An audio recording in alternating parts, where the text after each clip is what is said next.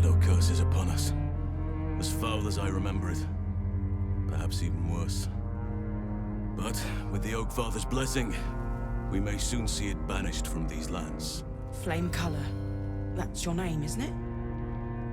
Art Colour? I'm Fistula. We found him out in the shadows, just wandering. Nothing survives out there for long. Don't know how he made it, or where he came from. This is no physical ailment. It is a spiritual malaise.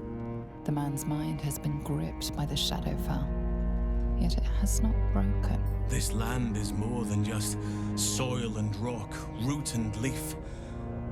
It is a living being, in the form of a young Fey boy, with the forest itself in his eyes. His name is Thaniel. I've met him in my meditations, but since the curse was unleashed, I have not felt his presence. He is its prisoner, I fear. And as long as he remains so, his domain will lie in darkness.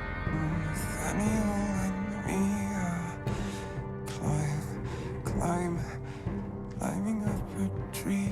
His mind lingers in the Shadowfell, but perhaps it can be returned. We need to remind him who he is. Some personal effects, maybe. Insensible or not, he knows something. I will go to see him at once. Join me when you can. Since I met you, all I wanted was to be close to you.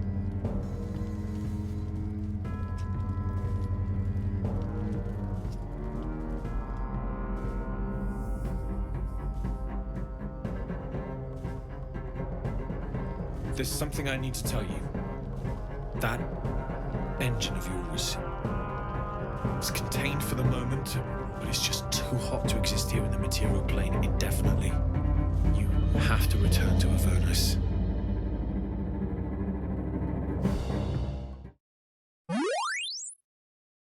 Hello friends, welcome back to my channel. My name's Cinderellimouse and today we're playing Baldur's Gate 3. In the last video, Dirge and Karlach got a little bit romantic, so I think we should probably start the day by checking in with Karlach and seeing if she has anything to say. Looking ahead. Dirge, let's say hi to baby girl. Hey. Hey. You got your second upgrade. How does it feel? Incredible. Like I'm really alive. Like we can finally be real. I can be close to you now without fear, without thinking too hard. We can just be. You've earned it after all you've endured. No more than anyone else. Well, maybe slightly more. But that's the past now. I'm free. More free than I've ever been now. About what Damon said, about how your engine won't survive in the material plane. I don't want to think about that now. I want to think about now. I'm so happy. That's all I need to know. Well, I've never been more excited for anything in my life. Not that you can remember, but... I was hoping you'd say that. Okay, so she's not really interested in going back to Avernus anytime soon. I think Dirge would be quite worried about her. He'd be like, this is really something we're going to have to face at some point. Like, we can't... I don't know. I think she's too valuable an asset for him to lose. So he would definitely look to be like, you know, you can just go back for a while until we can figure something else out. But yeah, he doesn't want to kind of spoil her fun. I do think that maybe she should take it easy today. So Dirge is going to go ahead and leave Karlach in camp. And we're going to take Monthara out with us for a little bit. But first, I want to hop over to Cordia. Because we kind of left Halcyon at the last light-in for a while. And we do have a couple of missions that we do need to do before we kind of get deeper into Act 2. So one of the things that I want to do is, well, we have two. We have Lift the Shadow Curse. We found a mysterious man lying unconscious in Last Light Inn. He said the name Thaniel while sleeping. We should tell Halsin about this. We did tell Halsin, and he left to go and see the man. And so now we have Wake Up Art Colour. We found Art's last orders to investigate the House of Healing. If we follow his footsteps, we may learn more about him. So I think we should probably do this mission today. Do I need to do anything else though before we leave? I want to go to see Shadowheart and just kind of see how she's doing today. How are you faring? Well, my day just improved. Did you want something? I want to talk about all that's happened to us. Fine. What's on your mind? That's not what I wanted to say. Turn to other matters. You and I, we share something special, I think. I want to talk about it. Very serious of you. But go ahead. How are you faring? Well, I'd be lying if I said I hadn't been dwelling on becoming a Dark Justiciar. Perhaps seeing the power of Shah unleashed on that land is keeping the thought in my mind. But don't worry. I still have plenty of room for you in both mind and heart. Okay. Yeah, I don't know why I wanted to do that today, but it's my note, so let's go to Last Light In, I guess. I just wanted some sweet, sweet Shadowheart time. We've not been romantic with her for a while, so, you know how it is. He better be. Hello? I'm a dead man walking. Okay, we're probably not going to get much chatter with this little group because they are kind of like the OG group that has been running around for a while together now, but I will keep mixing up the groups. You will see me doing that at some point. Oh, one other thing that I want to do before I get too far into this. I accidentally picked up one of the rings from the skeleton couple in the spooky house in the last episode, and I only realised when I was editing my footage back that I accidentally clicked on take all instead of escape. So I want to go and return that ring just because it's something that I said I was going to do, and then I didn't do it. So back over here quickly. Back into the spooky house. We'll return that ring. Some of the things that I've done in between episodes, I've sold a lot of items, you know, the random stuff that I pick up as I'm kind of exploring. I had a load of weapons and armor, some shoes and things like that. I've just been selling it to the traders of Last Light In, like all the weapons to Damon because he's the blacksmith, all the things that I thought could be useful to the Harper trader, and I've also sold a lot of like gold, like jewelry and pictures and things to the children, to Mattis, anything that I thought that they could use to kind of like scam people when they get to Baldur's Gate. I gave all that stuff to them. I actually donated a lot of that to the kids. Donating to the cause, you know, Mol's little gang. So here you go. I accidentally took their ring and I didn't really want to do that. I thought it was cute that they were lying together and like they both had a ring. So I am just going to leave them to it. Let's keep going and talking about the little tiefling children. One person who I've not seen yet is Arabella. So we need to kind of keep our eyes open for her and hopefully find her and her parents. Is it Cormia and Locke? Do you remember Arabella was the one that in the Druid's Grove, she was kind of in trouble with the leader of the Druids, Korga, and she was threatening her with the snake. So we saved her. She was trying to steal the idol of Sylvanas, which, speaking of the idol of Sylvanas, I think Mol still has it. So I'm going to go and try and trade with Mol and get that back off her. I think it'll do us good, you know. Nice strategy back there. If we put our heads together, I bet you and me can make a tidy stack of coin in Baldur's Gate. That's the plan. But Raphael's offered me a partnership already, and it seems like a sweeter deal than throwing my lot in with you. Okay, I'm going to quickly trade with her. Here we go. So she has still got the idol of Sylvanas. I am going to take that back off you. You also have a globe of invulnerability, which could be very useful.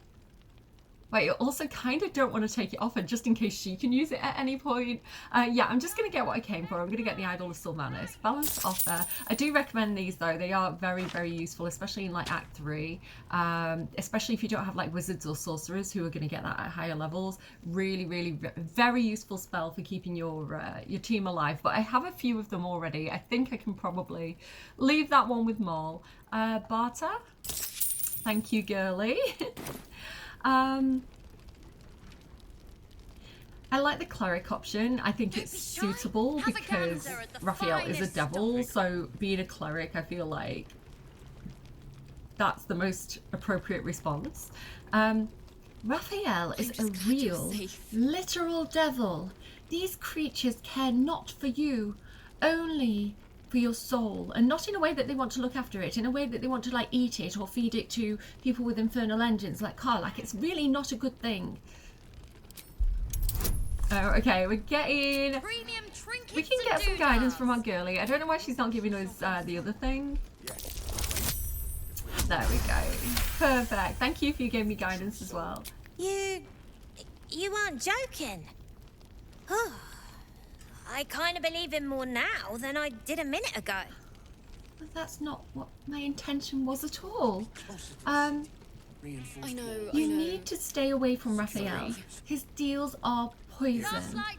Poison? Sure. You must love the taste of it. He seems to know you pretty well. I know him well enough to know that he's a trickster. I haven't made any kind of deal with him. He's just trying to tempt me. Looked like he was doing a pretty good job. If I had to deal with gods and worms in my head, I'd make a deal with anyone. Look, you saved us. Not knocking that. But after you left, Zevlor lost his nerve. Gave up the fight. I won't. Now there's no grove, no coin, no one taking us to the city. I'm not letting my crew get eaten by shadows. Maybe I'll make a deal, maybe I won't. But it'll be my choice, not the devil's, and not yours. I don't know what's going on with my headphones today. I don't know if it's a headphone thing or an audio thing, but I couldn't hear Mol then. Like, all the other characters were talking over, so if that's a problem in editing, I'll try and kind of like redo that scene and reinsert it kind of like later, just in case you notice any hiccups. But like, I couldn't hear Mol because Jaheira was talking like really loudly. Okay, I think it's probably time to go in and see Halsin then. He's in here with the flaming fist. Who's this person? Fist for here. Do you have anything new to say? Nothing to be done here. The Duke's in the towers. Yes, we'll get to that. Oh, one thing to know, having the idol... can't speak. Having the idol of Sylvanas in our inventory is giving us Sylvanas's blessing. Thankfully, it's not doing that whole pshoo thing every time I exit a conversation today. But anyone who's near me is also getting Sylvanas's blessing. So yeah, that's really cool. Oh my god, what is going on with my audio today? It's really loud. Is he singing really loud for you guys? Is this, what's this? Letter from Councillor Floric. To those searching for the Grand Duke, our Flaming Fist detachment is returning to Baldur's Gate for reinforcements. We have identified the Absolutist cult as Duke Ravengard's abductors, and that Moonrise Towers is their base. But we are too few to assault it. Upon our return to the city, I will urge the immediate formation of an expeditionary force led by those new Steel Watchers in an attempt to rescue the Grand Duke. Am I doing a good Councillor Floric impression? Let me know. In the meantime, we could be wrong, so keep searching. Be of a stout heart. Help is on the way. Councillor Floric. Good to know. I'm going to actually take that just for in case of future reference. And then we should probably chat to Halsin, who seems to know this guy. We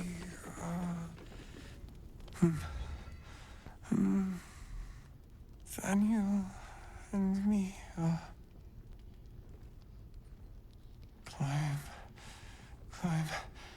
climbing up a tree. It's true then. He's met Daniel. There's no other way he'd know that name. This is just what we needed. Well done. We need to wake him. He must know something about where to find Daniel. So again, Thaniel is kind of like linked to the Shadow Curse. So Halsin has this theory that if we find Thaniel, we'll be able to lift the curse. Any ideas? If he was able to escape the Shadowfell, then it mustn't have managed to consume his spirit.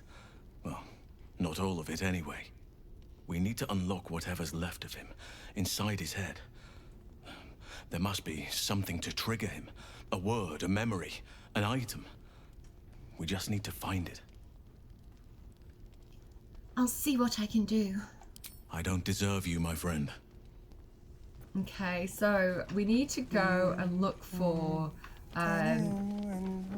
like some of his possessions, something to jog his memory, and we know that he was originally hanging out at the House of Healing, which is like a Faerun like medical center. So we'll head out and we'll see what we can find.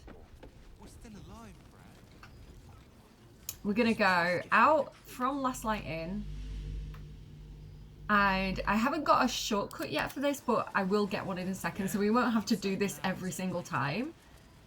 Hi, Harper Jonas. Have you seen my Harper Jonas video? Saving Harper Jonas. I've got one on TikTok that's just that specific fight. Go and check out my TikTok if you haven't yet already. No doom scrolling. We're not doing that. I've actually been setting an alarm. When I'm about to go on TikTok, I try and set an alarm for like 15 minutes or something, so that I'm not like on it for too long, you know, really going down those rabbit holes. I'm trying to limit my usage because I think, you know, attention's valuable, and if we're consuming, we're not creating, and I think it's better for us to create rather than overly consume.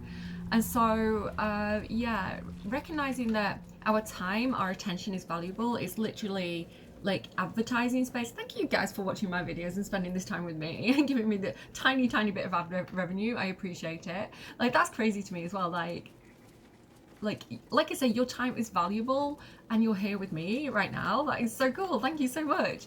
But yeah, like when you kind of like realize that you're just like, you know, scrolling and you're zoning out and you've been there for like an hour, you know, it's time to get off. It's time to get off the old socials and do something that's like productive, or do something that's, you know, not getting you into something that lifts your vibration, right? Not something that's like making you feel really low and scared, or, you know, whatever it is that it's making you feel.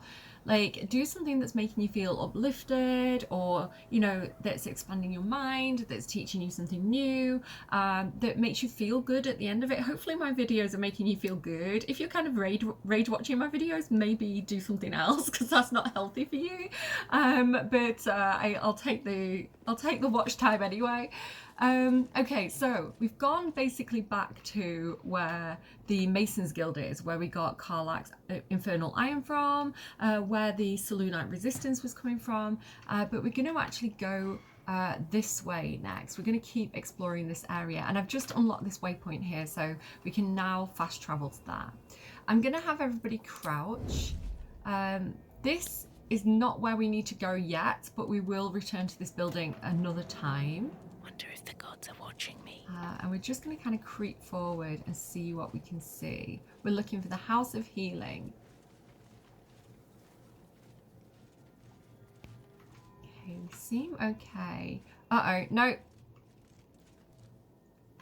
We have shadow cursed harpers. Unfortunately, we're not going to be able to save these ones because they're not living shadow cursed like Jonas was. These are already undead. You can see here it says that they're zombies, they're undead, so unfortunately nothing to do that we can do to help them. So I'm just going to kind of skirt around them and come through this way, like through the Masons building.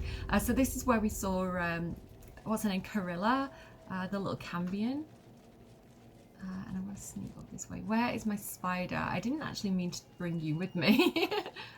I've decided I'm calling my spider Boris because he's been with us for a while now. He's kind of sticking around, so Boris it is. Yeah, we don't want to mess with... Hello? Did you hear that?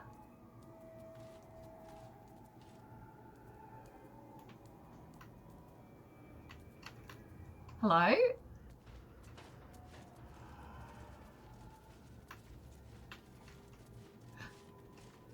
Arabella.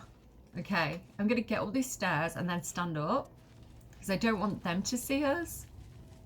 But yeah, I want to talk to Arabella. Ooh. you're...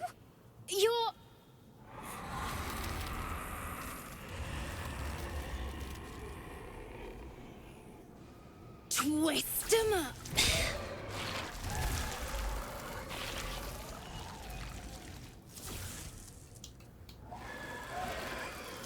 Isn't that Arabella? The little girl Corgan nearly killed.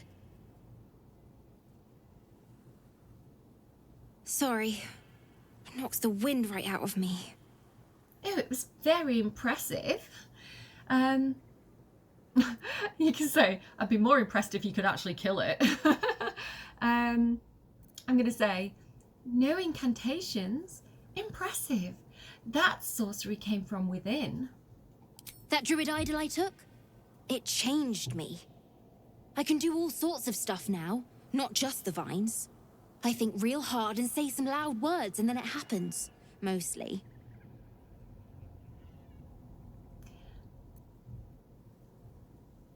How about you teach me those powers of yours? No, I feel like we should address the situation. What are you doing out here? It's not safe. I was looking for Mum and Pops. When well, there was an ambush. Mum yelled, "Run!" So we ran. I could hear him run behind me. Till I couldn't. Still can't find him. But I bet you can. You'll help me, I just know it. Well, we know they're not at Moonrise Towers, but they could be hiding out in the Shadow Curse lands somewhere, so we'll do our best. I'll find your parents. You can count on me. Thanks, miss. I knew you'd help me again. The vines won't last forever. I don't suppose I can stay with you. Oh. Just till you find Mum and Pops. I won't be any trouble, I swear it. I would love that. Of course, you can stay in my camp. Oh, thanks. You're the best. So you send Mum and Pops there. I'll be waiting, hero lady. That's not the way. We came from that direction. I'm sure she's fine.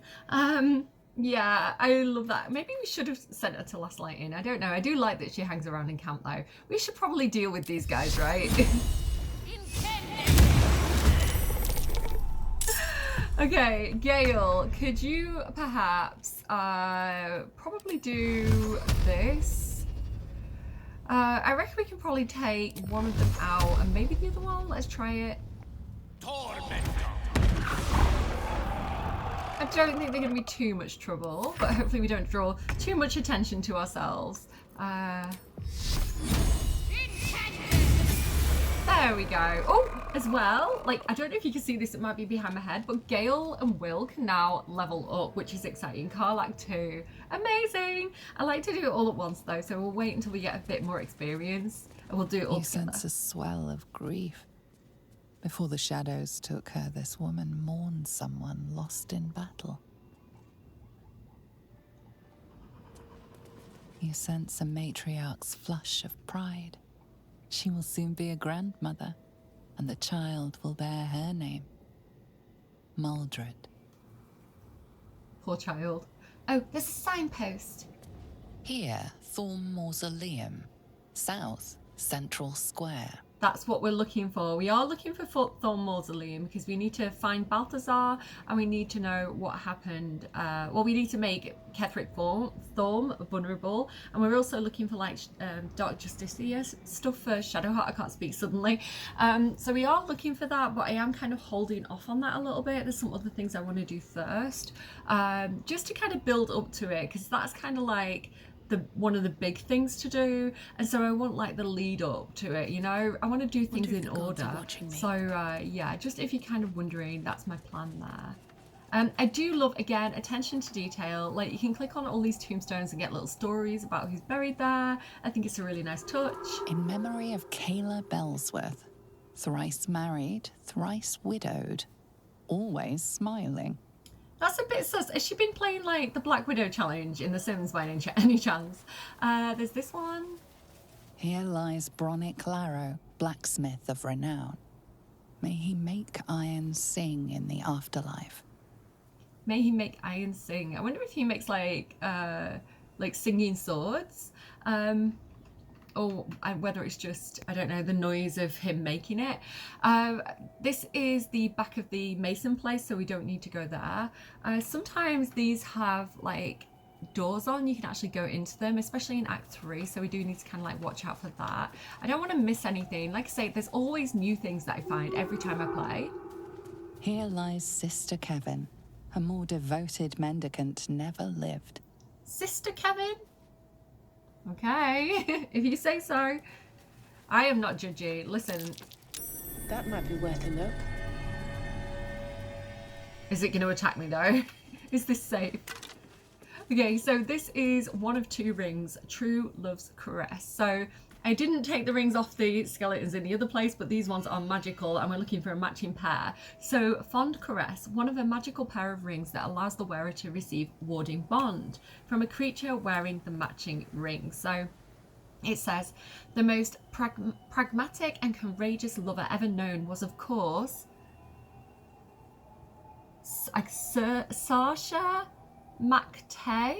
It's hard for me to read on my, what's going on with my hair today? It's hard for me to read on this screen. It's kind of very small and kind of hard to, like, it's like funny. For whom the popular hairstyle is named, and for who many an extremely sappy poem has been written about, most of them comparing her to geography, apparently. Fair enough. And we've got Bonded with Love, the wife's diary. So this was the wife out of the pair. In the 5th year of our union, we faced the biggest hurdle yet. My parents became quite ill, and we became their caretakers. It was a dark and difficult time, filled with emergencies of every possible type.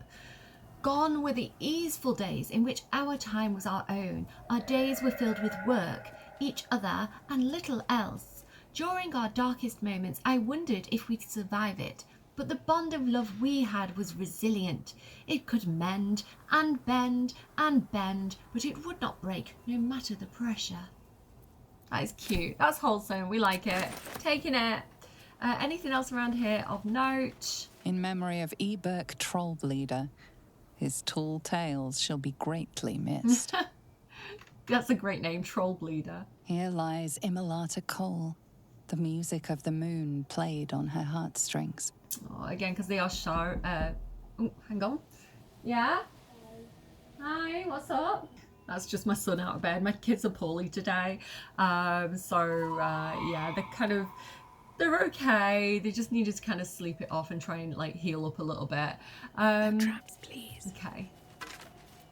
So a few more skeletons here that we can check. I don't think there's anything significant in here, but let's check just in case. Do you know what? We need all the help we can get right now. And it's not doing them any good at this point. Why can't I get over there? I guess I just can't. I don't know. Never mind. I don't think there's anything that we're missing there. So there is this little mausoleum here. I think I'm going to come back to this area when we're getting closer to like Thorm's tomb. So not his book, his tomb, not his book. Yeah, so we'll kind of circle back around this way. Anything else of note around here? I want to make sure I'm not missing any like treasure chest or anything interesting. What's that there? That's a little lantern. No, I think we're pretty much all good. So let's head in. Oh, this though? Here? Here goes nothing. Have I checked that already? Here lies faithful Jamie, the love of all our lives. Anything else? In memory of Reuven Corley, who lived stoically and died without complaint. Indeed, very stoic of him. Here rots Treston Brumwild, philanderer and wicked excuse for a husband. May the crows use this marker as a privy. I wonder if that's why like that other woman got like widowed so many times. Like she'd had enough of him. I wonder if he was one of her partners. Behold the mortal remains of Marvy Bullows, town crier. died loudly. The town crier died loudly. That's funny. I'm sorry I'm messing with my hair so much today. It keeps slipping. All right, I'll try and leave it alone. Let's go through this way then and see what's going on in this place. There's a few coffins out here. Nothing really going on in there.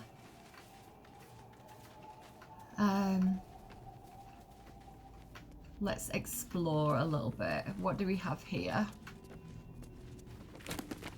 Nothing in there. There's like a little bear.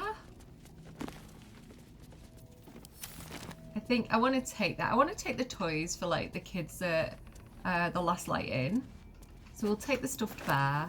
There's a bone saw. I don't think we should give them that. There's a little music box. Not currently playing music because I've got music turned off for like copyright reasons. A violin. Nothing there. No, nothing there. Let's keep exploring. So this is leading back outside, back towards where those people were hanging out. So I don't think I want to go out there. We'll kind of stick in where we are. Some more teddies here and toys. We've got Lucas, is that? And Fuzzy. So yeah, we'll definitely take that. And some of these training swords as well for the tiefling kids. There's a chest here. We'll take it. Love it. What's over here? A lute. Drum. Get to Baldur's Gate. An old map in a druidic style of what appears to be hidden routes out of the Emerald Enclave.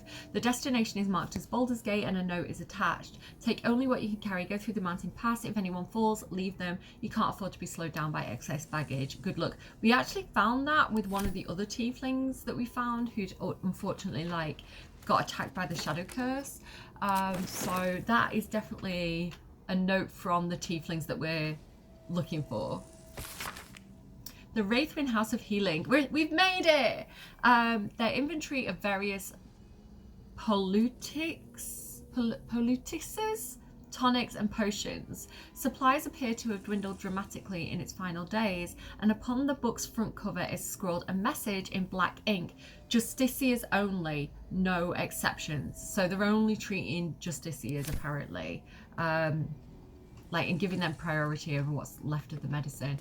And, oh my, I didn't realise anyone was in here. Hello? Don't call the doctor yet. I've got potions, sutures. I know I can do this. Oh, you're a patient. This is the children's ward. Triage is back that way. His corpse. It's Arabella's father. The horror of his end I daren't contemplate. Okay. If I can get extra character dialogue there, I'll put it all in.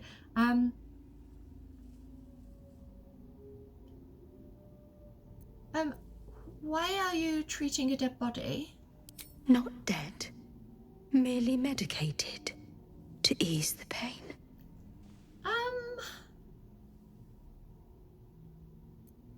She seems like she has good intentions. She's not harming anyone now, right? They're already dead, and it seems like she's trying to help them. She's just, there's something wrong with her. She doesn't know, she's not reading the situation clearly, kind of thing. So I think Cordia would want to be kind to her and be like, I'll just kind of let her continue with what she's doing. So she's going to use this cleric option and say, I sense the patient's soul. He's merely resting while his body heals. Just to kind of indulge her and keep her calm, because if we challenge her and point out that they're dead, we don't know how she'll react, right? Right now she's calm. The situation's under control. So if she freaks out, she might attack us. So yeah, we're just going along with it. Give me guidance, Shadowheart. Okay, beautiful. We did it. Yes. Yes.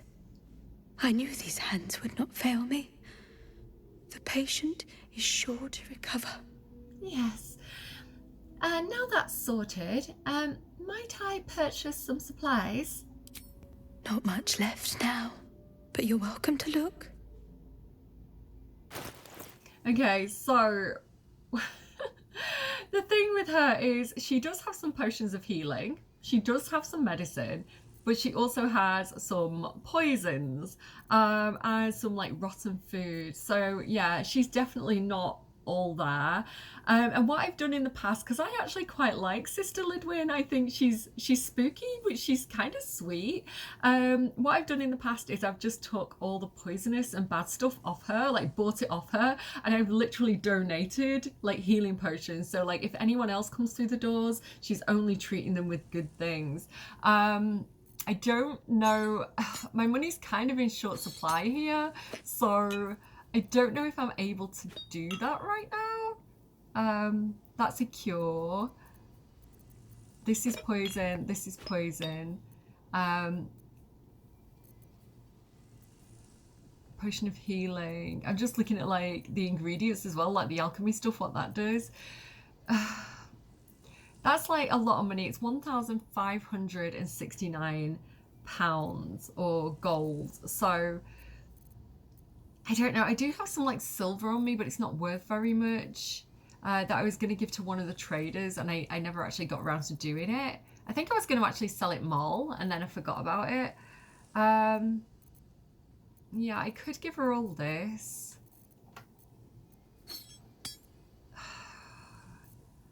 What should I do? I feel like maybe that's the right thing to do. I don't want to actually give her any of my healing potions. I could also give her like the lute and the violin and the drum back, sell them back to her. But I do want to keep the toys for the kids. I'm going to do it. I'm just going to do it. Balance offer. And I know, right, technically speaking, I know this is a stupid thing to do. I know her inventory is going to refresh.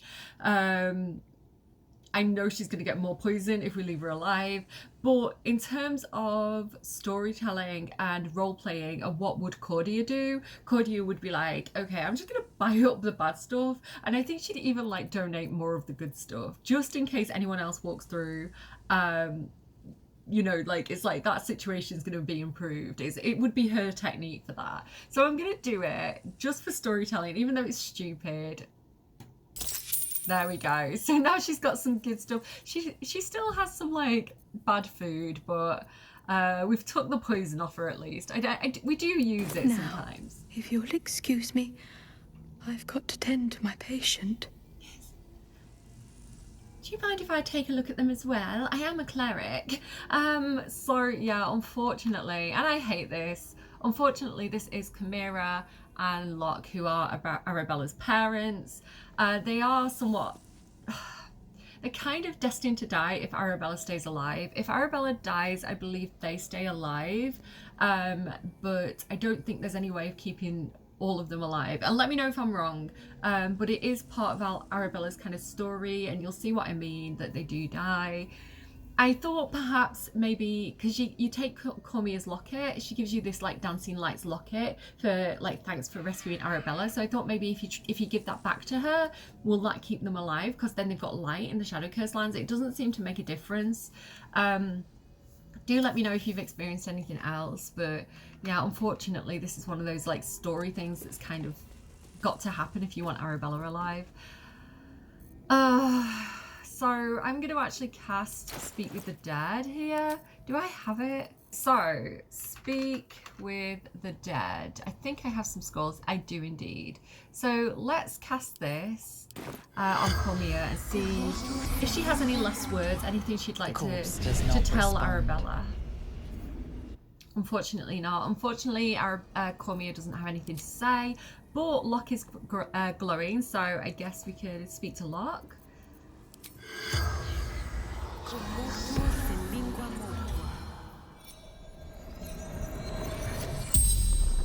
The corpse regards you lifelessly. Why were you in this place? Zevlor. Betrayed. Ran. Yeah, so Zevlor, the leader of the Tieflings, we definitely need to find him and figure out what happened with that, because he didn't seem like the sort of person who would betray people. Where is Zevlor now? The corpse remains silent. It does not know. How did you die? Surgeon. Sisters. Oh dear. They should rename it to the House of Harming, I think. Remind me, who are you? Look. Husband to Chimera. Father to Arabella. And where are you from? The spell's power wanes. You can ask no more questions. Yeah, obviously I knew the answer to some of those things because I recognised him, but I wanted to ask anyway, just in case it unlocked more dialogue. It's a shame that he doesn't have more information. I think it'd be really nice if you could speak to them and like get a message for Arabella. I think that'd be really, really cute. I'm going to take this stuffed bear. Maybe we can give that to her. I feel like we should take them with us and like add them to the box of bodies of people that we want to bury when we get to like Baldur's Gate. So I guess we'll have a elixir of giant hill strength and come and pick them up. Can I pick them both up? I can. I don't think I could do it if I hadn't taken that potion of strength. So I'm going to go ahead and I'm going to send them to... I guess I'm going to send them to camp. Will it not let me? Can I send it to... Okay, hang on. Give me a second. Give me a second while I work this out. If I give them to Dirge? There we go. He does like his bodies. One to Astarion? No, one to Minthara?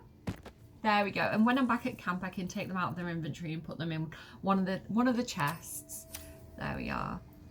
We'll take care of these. Thank you so much. They're all better now. I'll take them back to their families for the rest of their healing. You did a great job, sister. Yes, okay. I'm going to save, I think, before I carry on, just in case things go wrong. And let's go and see more of the horrors of this place. I will warn you, there is a particularly... Let's get going. ...gross, like, scene. This is a bit of a horror section, so you can imagine, like... I don't know, is that other game like Silent Hill, like with the weird nurses? It has that kind of vibe. Let's be on my way. Yeah, the House of Healing definitely creeps me out. So you've got this stuffed betting pool. So it wasn't always like this. At one point it was genuinely like a place where, you know, they would try and heal people. It got taken over by this kind of Shah. See you later, Toby. And it's definitely gone a bit darker. And you can see that these nurses, they don't really know what's going on. They don't really know what they're doing. They're kind of a bit brainwashed, I guess, which I think is interesting for Shadowheart to see, being that this is like linked to the goddess that she worships, to see, you know, what's become of people. You know, maybe she doesn't want to be like that. But yeah, the House of Healing staff pool. So it says, so this is like a betting thing that they're doing. Rules: foreign body must be lodged in a redacted cavity. Once a guess is made, it cannot be made again. A minimum bet, 1 gold piece. Round 1 bets pool. So Sister Lidwin, that's who we just talked to. She bet a chicken egg. There's some other things on there. The winner was a candlestick. A live rat. It's kind of gross. Yeah, they never actually completed the third one. And here's like a special item as well. So Shah's Temptation allows you to cast Charm Person once per short rest. This gives you advantage on persuasion checks, and I don't think I need that. I think I already have advantage on persuasion checks, but maybe I'll send that across to Dirge. We've also got a horn, we've got a smoking pipe, and a wooden spoon. I'm just gonna go ahead and take all of those things. Okay, let's poke around. It's very, very spooky. It'd be interesting to do like a ghost hunt here, I think. Oh, if bank. Good old if bank. I can't actually reach it. It's probably for the best, to be honest. If bank. Yeah, they're not really keeping up the hygiene rating here, are they? This isn't really, I don't think this would fit EU standards for a medical practice. It's kind of gross, but there are some potions of sleep here, so I'm going to go ahead and grab those. I don't think I need the syringe. And a surgeon's memorandum. Memorandum to all Wraithwyn House of Healing medical personnel from Malus Thorm. Thorm? Like Ketheric Thorm? Same family? The head surgeon. Well, he would be, wouldn't he? These poshos. It has come to my attention that our so-called caregivers are wasting precious anesthetic resources on the elderly and mortally wounded. That's fair, right? I think if you have a very limited amount of resources, you want to use them for the people who they'll do the most good for. But I do feel very, very sorry for the elderly in that situation.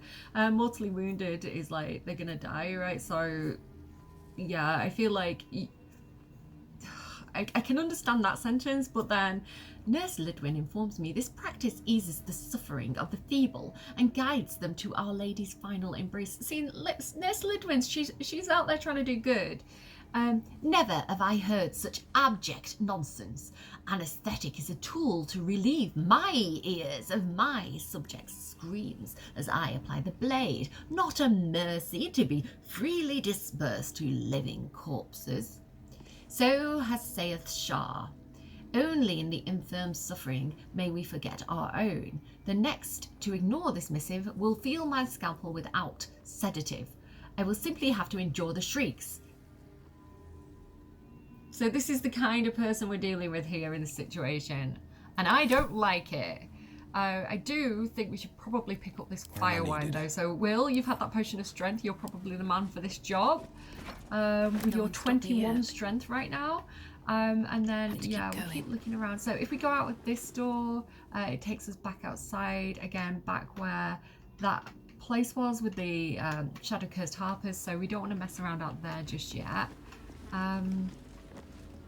Let's keep looking. Oh, I see another nurse. We should probably... Oh gosh, this place is not looking great, is it? Let's have a sneaky look at this patient's registry. See who's passed through here. This exhaustive log lists each and every patient to have sought healing in Wraithwyn, along with their ailments, the minor injuries and common diseases of the early pages. So this is before the invasion, like when it used to be like just a nice Selûnite town. It was like minor injuries, common ailments, and then it gives way to critical wounds and deep lacerations, the repercussions of a battle. Several unbound scrolls have been slid in among the final pages, demanding that healers turn away wounded Harpers and Selûnites and reserve the tonics for the wounded Dark Justiciars on the orders of General Ketheric Thorm. I do like, like the Hippocratic Oath, I believe, says that you apply your healing without prejudice. Like, it doesn't matter. Well, it shouldn't matter. Hey, certain countries, I'm looking at you. But it shouldn't matter, the income, the race, the skin colour, the age of the person you're treating. You have taken that Hippocratic Oath to treat that person to the best of your abilities. It doesn't matter if they are a criminal or a saint, like, you treat them. And I think that is a really important value to uphold. And I wish that the world would respect that a little bit more than it currently does. Yeah, and obviously sometimes you're going to have to make choices, and sometimes those are going to be difficult choices. But the idea of, like, withholding treatment feels to me very immoral, especially if it's just like that person's poor, so we're just going to let them die, or we're just going to let them suffer and be in pain. Like, there should be things in place to help people, no matter who they are or their background. I think, like, just because I think it does something for us as humans to have humanity and have empathy. And I think when those values degrade and you start making exceptions to the rule, then you lose the empathy, and with that you lose the humanity. And that's not a society that I think any of us should wish for, or should I don't know. I think we should protect values of kindness and empathy and doing the right thing. I think that is the kind of society that most of us would probably prefer to have around us. So we have to show those values, right? And we have to protect those values. Says me. I don't know. I'm just a girl on the internet. What do I know? Sister Cinder. Here to see the doctor? Are we poorly? Are we desperately poorly? Oh, not so well. But well enough to wait. Join the line, and you will be seen. The line? What line? There's nobody else here, girly. What planet are you on? But her name, Sister Cinder, my brain's like, Sister Cinder, didn't know how much I missed her. I don't have time to wait. I need to see the doctor right now and put an end to whatever's happening here, but I didn't say that last bit. Yes, but all must wait. The doctor's hands are full. That's what worries Join me. the line. You will be seen. I'm not actually a patient. I've been hired as a new healer. Guidance me, guys. Come on, Shadowheart. Guidance me. Give me guidance. Amazing. Beautiful. Oh, an answer to our prayers. Down to the theatre. Be swift. Be saved.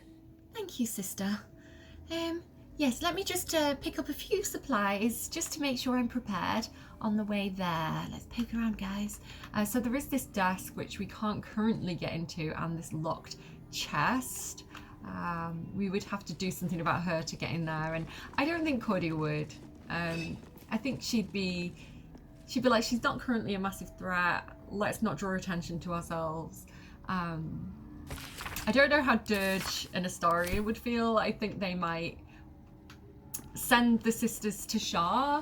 I think probably Shadowheart will probably have the same mind. So whether we come back a different day, I don't know. But the skeleton here, just kind of in between the beds near Sister Cinder, has the other ring to match the one that we found outside.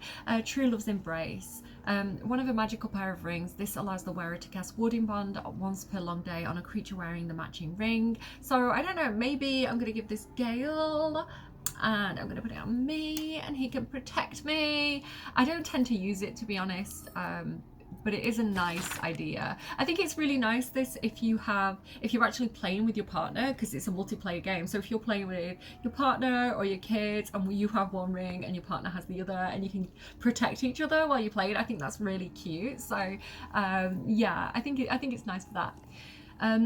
Was this like the husband's book then? Bonded by Love, Husband's Diary. Entry 47. We're being attacked. My brave, beautiful Miranda volunteered to fight. She says it's her duty as a cleric of Shah. So they're Sharans? I can't bear the thought of anything happening to her, but I know she'll be angry if I said anything. I'll pray to Our Lady to keep her safe. So is he a Sharan or is he a Selûnite? I'm wondering. Entry 47. Miranda woke me up in full armour, a smile on her face. She got down on one knee and proposed, a beautiful obsidian ring in her hand. Of course I said yes. As a cleric, she was able to marry us there and then, blessing the rings as she slipped them on our fingers. I'm terrified for her, but I'm also so happy. I knew she loved me. I knew it. I think this sounds a bit like indoctrination, actually. Is this true love? Maybe on his part. I don't. That's how they get you. That's how they get you. They get one and then they get the other, right? Entry 49. Miranda faced down an entire troop of harpers, killing every last one. She didn't have a scratch on her. Blessed be the Lady of Loss. I tried to prepare a celebratory meal for her, but I had a dizzy spell. Blood poured from my nose, and Miranda found me passed out on the floor. She told me to rest and not to bother going to the House of Healing. That it was, well, she knew what was going down in the House of Healing. She was like, no, don't go there. That it was likely stress. She's right, but I'm still scared. Entry 50. I know Miranda said not to, but I went to the House of Healing. Blood leaks from my nose and ears, and there's a strange wounds all over my body. The nurse kept asking about my ring, and when I told her myself and Miranda got married, she looked at me strangely. When I asked her what was wrong, she sent me home, telling me not to come back. There are blank spots in my vision, and I can't feel my legs. What is wrong with me? What is happening? I wonder if she poisoned her husband. Maybe. What happened here, guys? So he's the one that can cast the spell on the other one. So she wasn't protecting him, he was protecting her. That definitely sounds fishy. I'm sorry that happened to you, Skeleton Man. That's unfortunate. Like, what was that about? Like, the Sharans didn't want him at the House of Healing? Were they trying to protect him, or were they the problem? I really don't know. I don't know if we get any more of their story either. There's literally a head there. There's just a head on the floor, severed head. Dirge would be into this place, I feel. Right, I think we need to go and confront this guy. Oh wait, there's a letter here as well. What's this? Urgent request for supplies. This is from Anna Lidwin. Sister Lidwin, that's the nice one. To the chief surgeon. Is that meant to say surgeon? Does she not know how to spell, or like what's going on with that? Harbourside Hospital, Baldur's Gate. From Sister Anna Lidwin, Darkcloak, Wraithwin House of Healing. Urgent. Dear Sir or Madam, we have reached dire times in Wraithwin. War has come. Do you not teach that it is our duty to mend all who break? Comfort. Oh, so she's upstanding that Hippocratic oath. Comfort all who ail, without regard for the gods they worship or the champions they heed. Yet our surgeon, Malus Thorn, abides by his own creed. You know what I'm thinking, guys? The will of Shah, he might say, and I dare not argue with him or any Thorn. He allows supplies to dwindle, leaves some patients' injuries to fester, so he may study, and he commands me to nurse only dark justiciars that seek treatment. I beg you, sir or madam, please deliver us aid, so I might close every tear or tear and cleanse every wound, even those of harpers and saloonites. We will humbly accept all you can offer, potions, herbs, sutures, even clerics. Help us heal with gratitude, Anna Lidwin. So she was nice. I like Anna. She was trying. She's a good person. Alright, but we're going to have to head in here, and I'm going to warn you now that this is really, really grim. It's a really disturbing scene. I don't like it. I don't really like physical horror. But, you know, it does tell you what kind of person he is and what kind of, you know, people we're dealing with in this place. So I'm probably, just because I'm probably not going to be monetized on this video like the last one, but just because of YouTube ruling, I'm going to try and kind of blur some of it out or cut out some of the scenes, just to give you a gist of what's going on without it being overly graphic. But if you are like me and you don't like to see this kind of thing, maybe just skip ahead or close your eyes. I don't know, but we're going to go and fight like a big bad right now. I'm going to save. Yeah, we can hear him in there. Okay, guys. Wish me luck. There is a method, and again, like, sort of trigger warning, there is a method for Act 2 with almost all the big bad, where you just talk them into doing the job for you, is the way I'm going to phrase it. So again, like, kind of trigger warning for that as well. But I'm going to try and deal with this situation without fighting. But we do have to put a stop to what he's doing. Also, there is a way to kind of help the guy that gets injured in this scene. But if we do that, I miss out on a lot of the story. And because I want to show you guys the story, we're just gonna... The objective of the Scalpel Sisters is to soothe. For the scalpel indeed is an extension of Shah. See how the patient reacts when I but stroke the right nerve. Hear its comfort, hear the very melody of mercy. Pray, sister, show us the extent of your beneficence.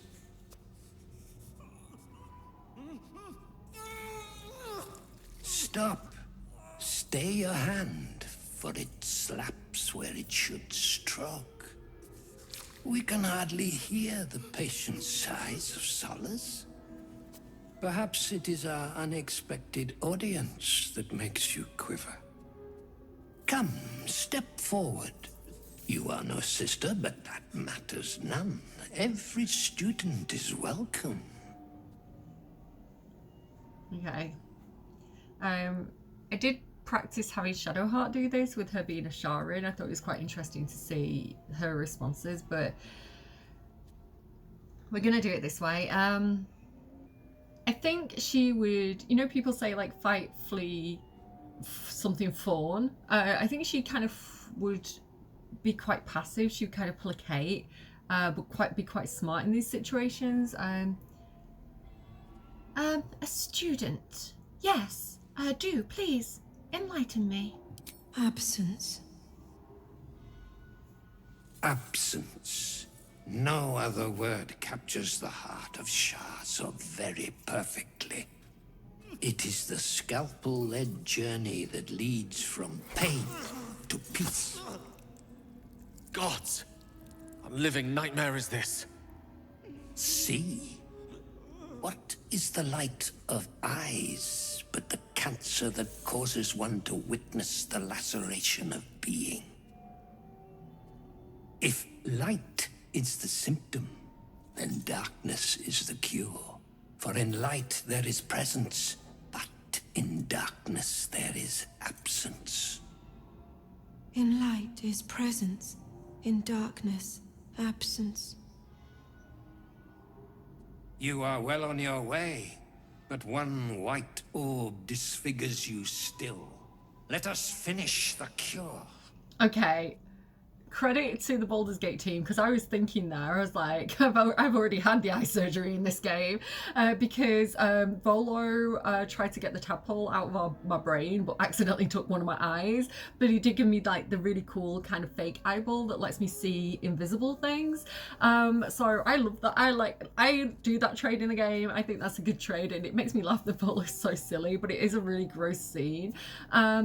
Like something positive comes out of it, right? And I was thinking to myself in this scene, I was like, I would trust Volo more than I trust this guy. Like, this guy with his medical degree, presumably, doesn't seem like a very good surgeon. I don't wanna, no. So yeah, it's really cool that it actually acknowledges the fact that I've already got a false eye. It says you're well on your way, but the one white orb disfigures you still. Let us finish the cure. Which again, like Will as well has one eye, so I wonder if he also gets that. Okay, so we've got a.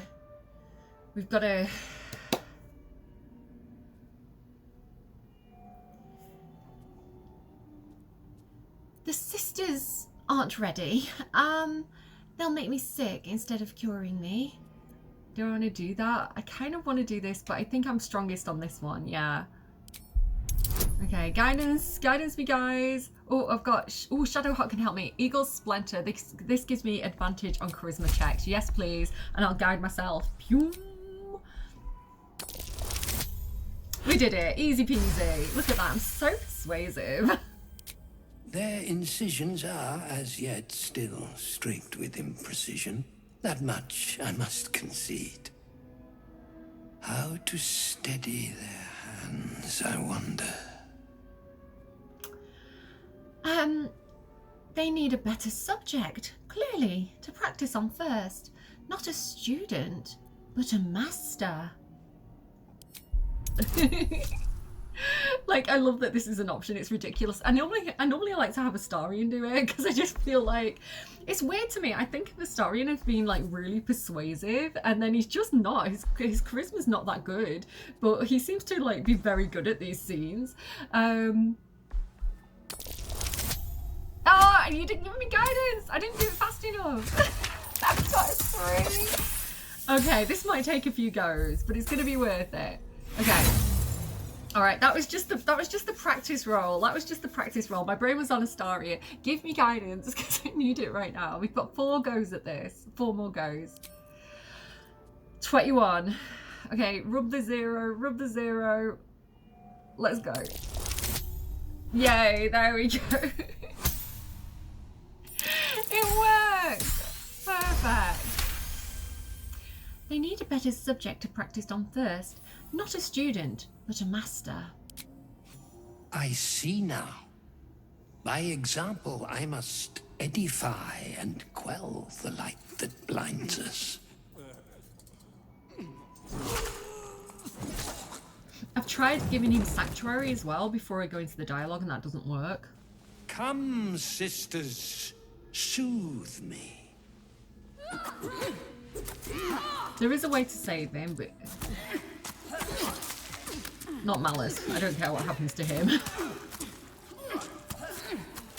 It's kind of poetic justice, you know? It's kind of like ironic that... Or like, you know, I think it's very Shah honouring to go out the way that he practiced his life, you know?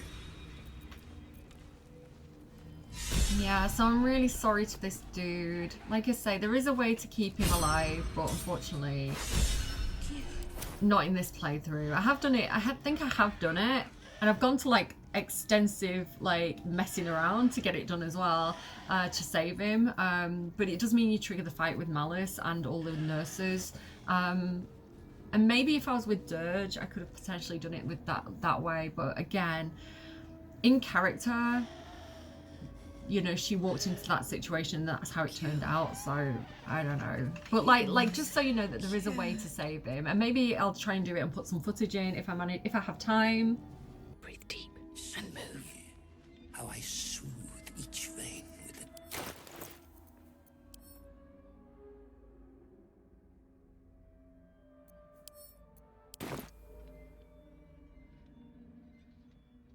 All right then. Your eyes.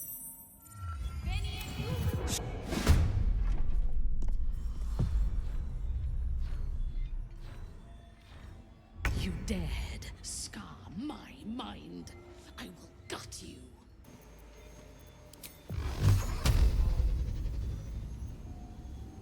Torment.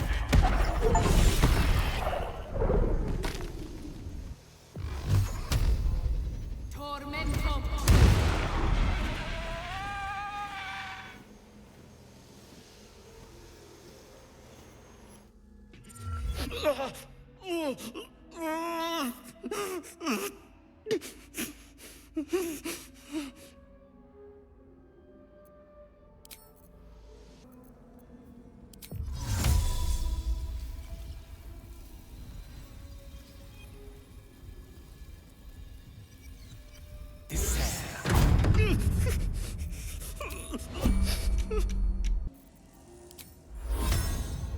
I am to speak. What to do?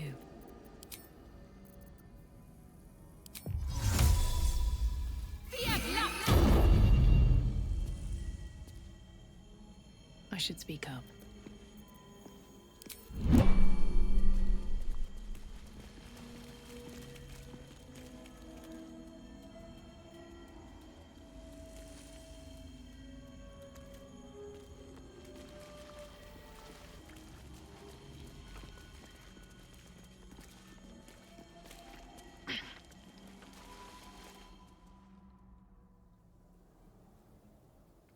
And if I don't have time, I just look stupid. But let's see what this guy has on him. Yeah, I'm not liking the thorns very much right now. So he's got a key. He's got... Shush, people, stop talking a moment. The Surgeon's Subjugation Amulet. Paralyzing critical. Once per long rest, when scoring a critical hit on a humanoid, the wearer can paralyze the target for 2 turns. That is going to come in useful, I think. And I'm going to... What does it say at the bottom? A surgeon is only as reliable as her tools and indeed as depraved.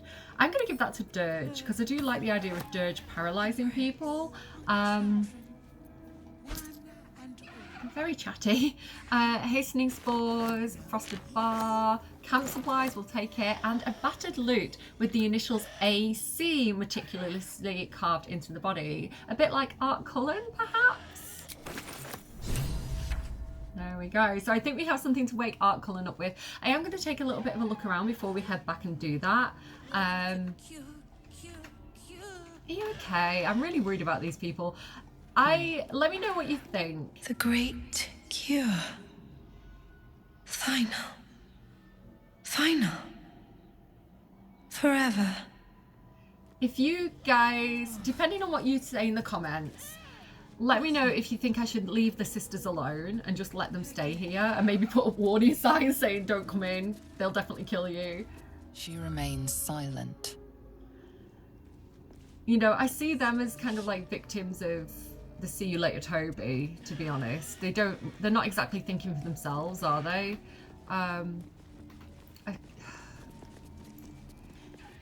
What I think I would like to do is... Be still, darling. Let Sister Anya comfort you. No, that's quite all right. I have my own cleric here, Shadowheart. She's also a worshipper of Shars. No provisions necessary. Yeah, and then there's like... It's like Handmaid's Tale, right? Like, they're like the handmaids. You know, there's bodies of these other sisters lying around. Sister Julia.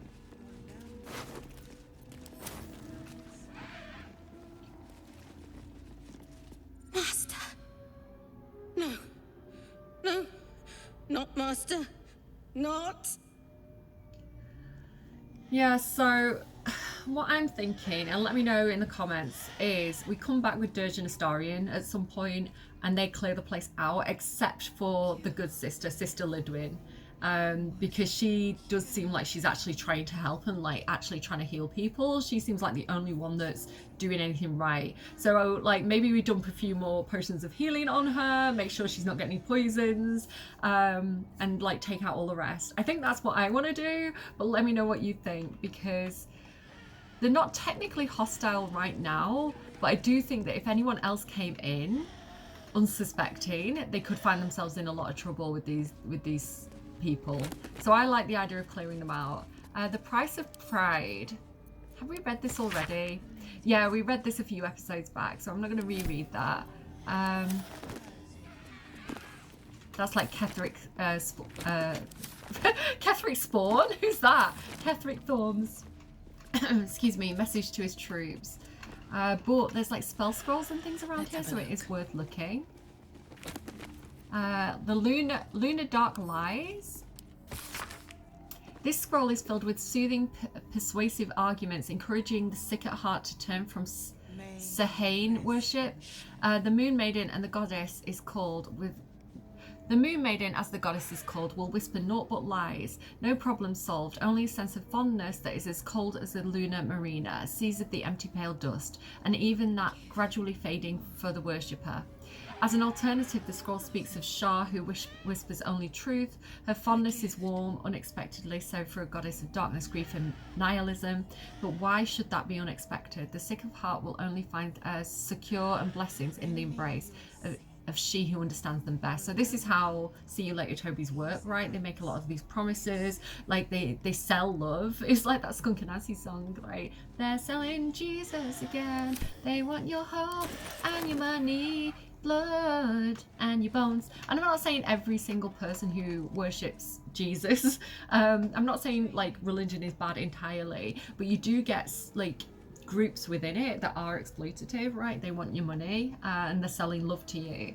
So yeah, watch out for that. Just because it's a word you recognize, like with the name Jesus, right? You might come to this video and have very strong feelings when you feel that word, like that name. You might be like, yeah, Jesus, great guy. You might be like, I don't believe in it, right? I don't know, I don't presume to know what you think when you hear that name. However, when you do hear it, like if you're like, yes, I am a big fan of Jesus, right? Just because someone's saying to you, oh yes, Jesus, doesn't necessarily mean that they have your interests at heart. It doesn't mean that they are your friend. It doesn't mean that they believe the same things that you believe. They could be taking advantage of you. So just remember that, like, to think about what, not just the word, not just the name, not just the label, but what are the values that that brings to you.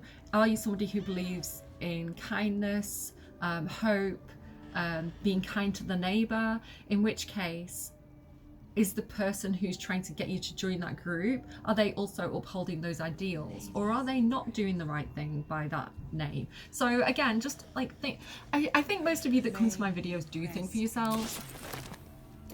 You know, you're not easily bought by, you know, hearing a word and having like a trigger reaction to it.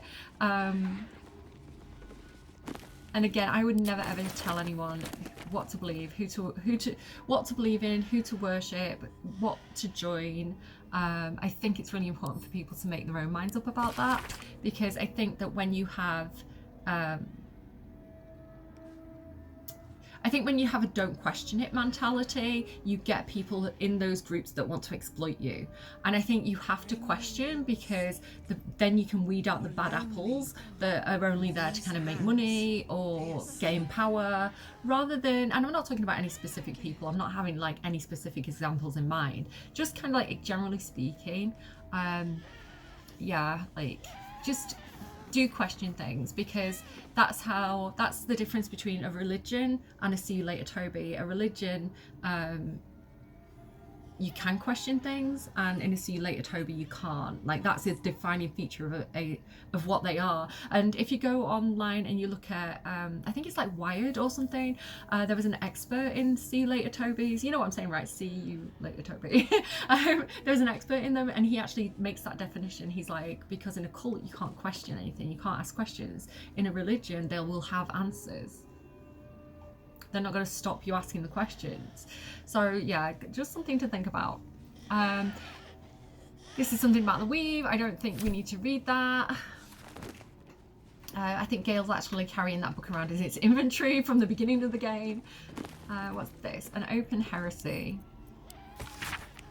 And it doesn't have to be Jesus, right? It's like insert name here, insert word here. You get what I'm saying? It could be a celebrity that you are obsessed with, right? And somebody's trying to sell merch to you. Few recognize Shah as a goddess of creation and Selûne as a goddess of destruction, yet both are true. So thank you, because I know in the last episode, like in the comments, this book was brought up because I was asking about the goddess of nature, and apparently that is Shantae, or Shantea. So thank you so much for those comments. I appreciate you. Born in the primordial ebb and flow of time, they forged Eber and Torel together, and Shantea, mother, sorry, my video cut out, sprung into existence, light and dark hung in perfect balance, embraced by Shah, enlightened by Selûne, yet their creations were cold and distant, and Shantae prayed for warmth. Their simple request divided the sisters, driving them to conflict, but it was Selûne that forced the true flame into Eber Torel, sparking the sun. How could Shah not be harmed by such a betrayal, forced to war against both the light of the sun and the light of the moon? As the goddesses tore each other asunder, they formed new gods and new conflicts for the sake of a little warmth. The lesson is this: to put selfish comforts over the fate of existence is folly. For those who understand, the Lady of Loss is always listening. So again, like, that is anti-Selûnite propaganda, pro-Shah propaganda.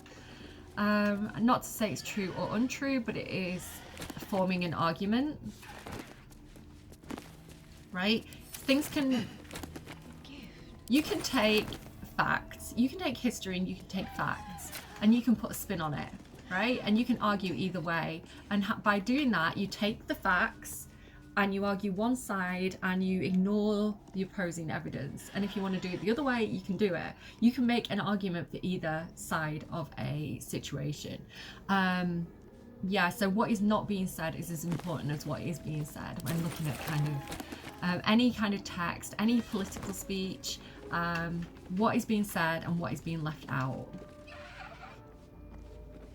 Also something very interesting to consider, because that's kind of like the cloak and dagger thing that can happen as well. And again, I'm not talking about any specific people or situations, but sometimes, you know, when people get into power, they can say certain things to kind of like make people look over here while they're not doing something over here. So it might be like someone makes a promise as a politician and they have no intention of upholding that promise, but it's what they got to power on. So by distracting you with something over here, they can just let that other thing that they don't really want to do slide. So if you say, why didn't you talk about that? Then, you know, you can, I think it tells you a lot about people's motivations. Especially if it's something important that has been intentionally left out of a speech or a piece of writing. Again, this is my degree. It was all to do with like breaking things down. An excerpt from Marjorie Orgy's Therapeutics. Discussions with... Oh, I can't say this word. I'm like, I have a literature degree. Actually, it's humanities with specialisms in literature and classical studies, but I can't say this word. Oneiromancer yield nothing of merit so far. New incense and hallucinogenics trigger nothing. Another fruitless day. Something's happened. The Oneiromancer ingested something of her own client's recommended. She refuses to divulge the name of the substance, but her dreams were scrawled on the nearby blank canvas as we'd intentioned. Here is what the painting shows. Depictions follow of weird lumbering shapes sailing over cities. That sounds... Weird shapes lumbering over cities. That sounds like the Elder Brains. Metal windmills attached to their sides. And here oblongs fitted in. Is it like our world? Have they seen our aeroplanes? With wheels tearing locomotives across a track, and here a mechanized person waving directly at the viewer. I think she slipped into our dimension. I don't know what she took, but wow. Some supplies here. Magnifying glass. I like taking that and giving it Gale for some reason. Some more supplies. Some fancy clothes that we can definitely give to the tieflings. A Sharba Dusk, we'll take it. What's this here? Every page of this medical text is crisp and unblemished, and every quill stroke precise. Sharan aphorisms and general philosophies accompany the explicit diagrams and surgical guidelines. Only with sacrifice is mastery gained, so Our Lady has said, and so I say to you, dearest reader, the darkness is infinite, but a master's teachings are not. When his wisdom is exhausted and his pupils fully versed, there shall come a time for one final lesson. He shall become the subject, fully laid bare for his students to consult, examine, and dissect. Well, that's exactly what just happened. The sisters shall one day know me, first in whole, last in part, only then will they be the masters. Well, that's a self-fulfilling prophecy there, isn't it? We just grabbed a key. Yeah, a lot of supplies in this back room, so don't miss it. These poisonous gloves, I don't think I'm going to use them. It says whenever you deal poison damage, the target needs to succeed a constitution saving throw or become poisoned. Possibly I could give those to Minthara because she's got like a whole poison dealio going on, but I think what she has is better. Lots of scrolls, we'll take them. And Judge of the Damned. An excerpt from a book in which Iphigene, I'm thinking of Iphigenia. Iphigene Morgros discusses the strange theistic history of mortals becoming gods. There have been many lords of death who cast judgment upon souls lost and found alike. Among them is Kalemvor, a hard man of harder convictions. As a mortal man, he was a mercenary with a paladin's stoic beliefs, hidden under a crust of scowls and grumbles. Lord Lionsbane! As the Lord of Death, he was forced to mellow out both aspects of himself, for the impulses of a man and God are not consummate. Mortals are allowed caprice, but immortality wears that stone smooth quickly. And Kalemvor chooses cool prudence over cold malice. Cool prudence over cold malice sounds good to me. I like the lore around Kalemvor. Like I said, I can't remember his original name, but I've got a character in my D&D campaign who's descendant of him. Yeah, so that's interesting to me. Right, I want to go up here next. So let me just click that. So that's progress. We can all level up as well. I think this happened after Malus Thorn died. Malus is an interesting name as well because mal means bad in Latin. So it's like, I don't know, he is bad, you know? That's kind of stating the obvious, but never mind. Okay, hopefully we can all get on here. What am I to Shadowheart, do you want to get on here? Can't give up now. And then we'll go up on this list. Oh, Gale! It's alright, he'll figure his own way around. I think this is probably locked. So we could lock it, but I reckon there's probably another way in. So if I just jump over here, I just want to explore the House of Hope a little bit, because I don't know for sure if we're going to be coming back here or not. So it does make sense to kind of like come and get any goodies while we're here. But then we'll go back to the Last Light Inn and we'll check in with Halcyon. We'll see if we can wake up Art Cullen and kind of finish this mission. So out here then, there's this another little couple out here. It's kind of cute, you know, it's like, oh, I watched that film recently, and it's quite an old film, but it's on Netflix now, of Seeking a Friend for the End of the World, and it's the guy out of The Office and Keira Knightley. Steve Carell, is that his name? And it was cute, right? I was a bit like, oh, this is kind of like one of those older men, younger girl situations, but like the film actually is really, really cute, and yeah, I really enjoyed it. I recommend it. If you haven't seen it yet, I do recommend that. Yeah, this is kind of cute. Look at these two like hanging out here together. Like, I don't know. It's sweet. Book of Poetry. A book of handwritten poems. The ink almost completely faded, but for a few enduring words. Sorry, I've got a bit of a cold still. I hold my breath for the sun to fall, for in the hot collapse of day I'm brought to you. While Wraithwind sleeps, the world entire is ours. The grass, our bed, the dew, our silver candles. The moon and stars, our private canopy, and you, the brightest of them all. My light, my heart, my world. I would watch the stars with you till the end of time, but night forever arches into day, and sleeping nothing of the sunlit hours will mutter on. So instead I shall find eternity in a moment, and by the glance of moonbeams in your eyes I will be brought to rest, as rest should be, enduring still, longing for naught but itself. Okay, again, I wonder if they were worshippers of Shah or Saluna, or like, it sounds like they were just kind of accepting of the situation. I don't know whether they came up here together intentionally or not. So looking down here then,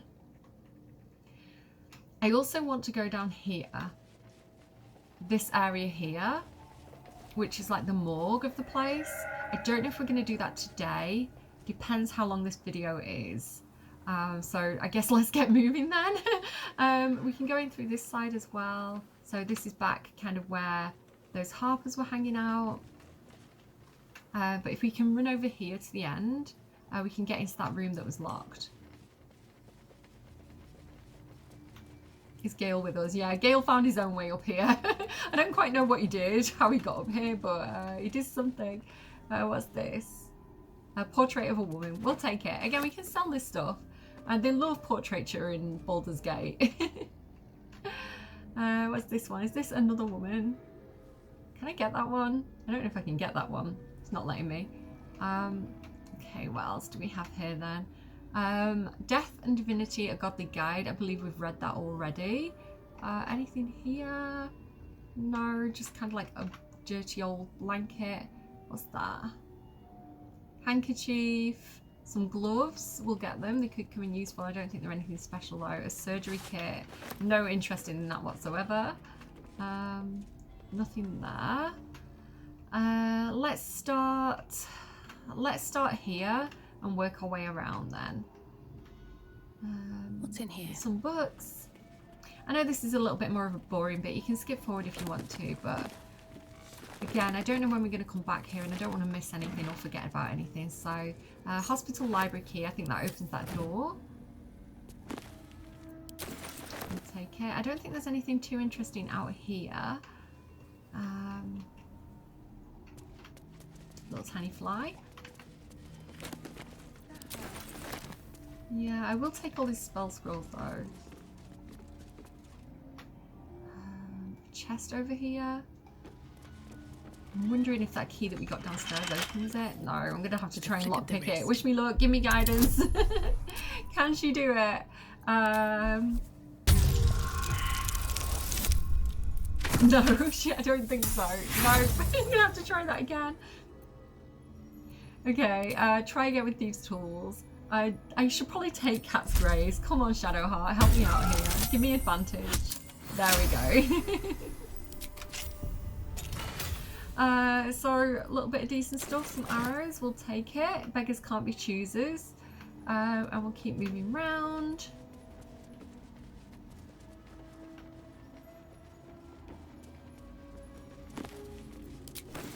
See invisibility.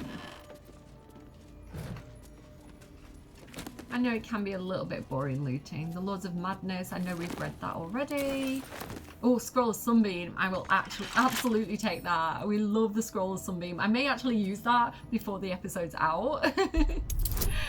Yeah, we may use that by the end of this episode, I reckon. There we go.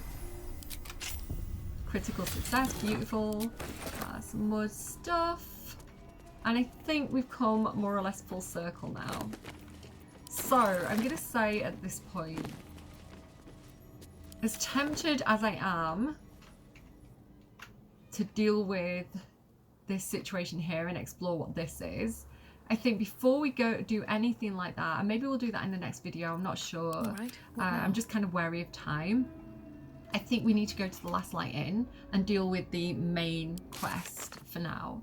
Well, one of the main quests, the mission that I've chose for today, which is to wake up Art Cullen. So I'm going to go ahead and go to Last Light Inn.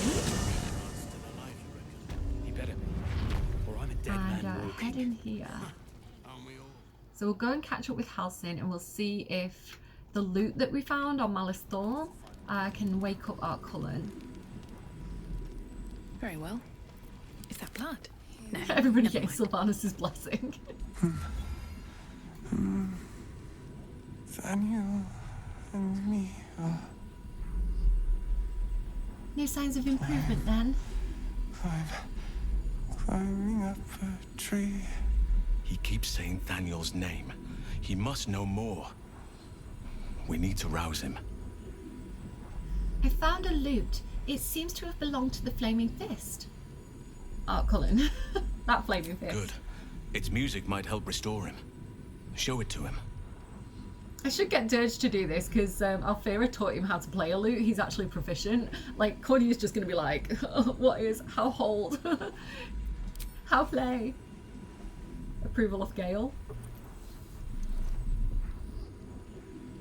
Maybe Dirge has been giving her lessons. I don't know.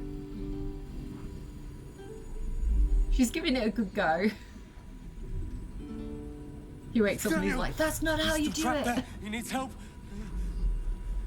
Calm. Breathe.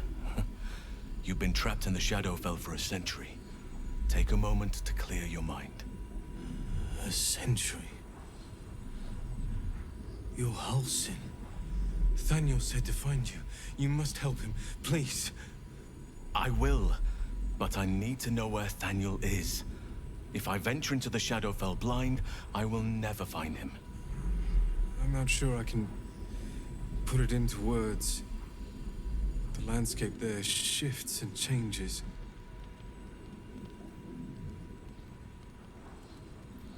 I could let Halsin handle it, but I think she would say, was there anything that could offer guidance? Something that didn't change? Lavender. Whenever I saw Thaniel, I always smelled lavender.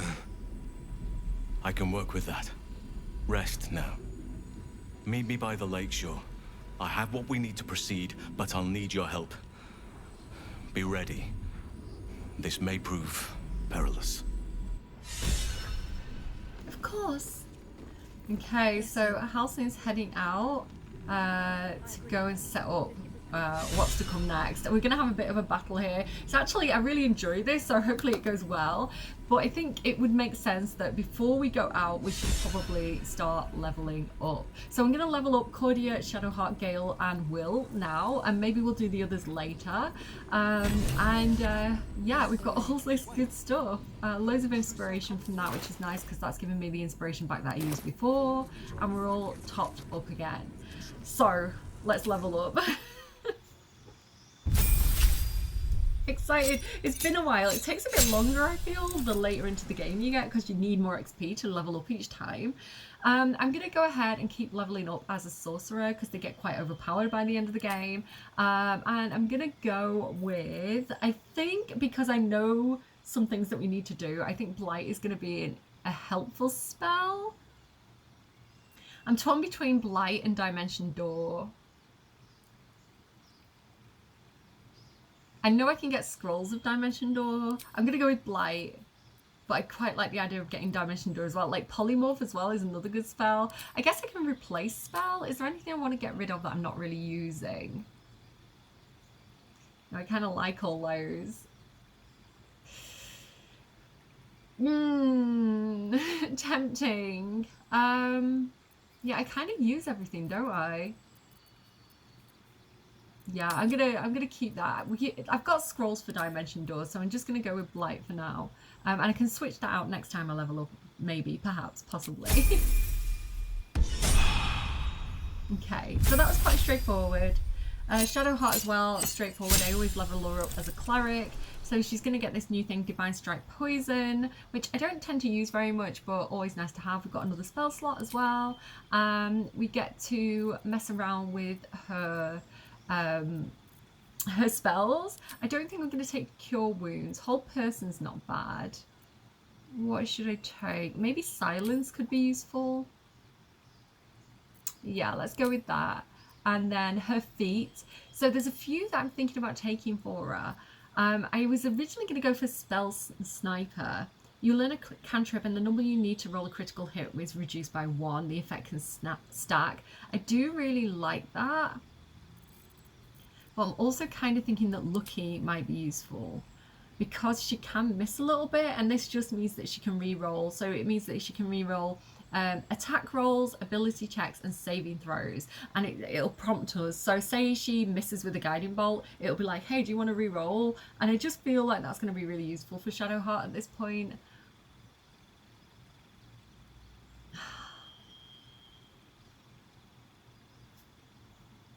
Yeah, so it's between Lucky and Spell Sniper.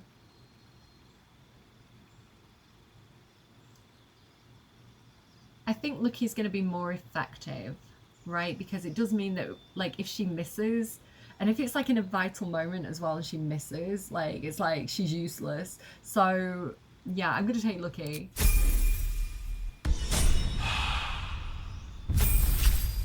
Okay, Gale then. Again, straightforward. He's just going to be a wizard. We can get a couple of spells. He's got quite a few. I like Counterspell. I think we'll take that. What else as well? It doesn't matter too much with Gale, so as long as we unlock them. Like, he can learn a lot from spell scrolls and things like that as well. Knock can be quite useful. Yeah, I think I'm going to go with Knock and Counterspell. And then we don't want Witch Bolts, so he's got Dimension Door.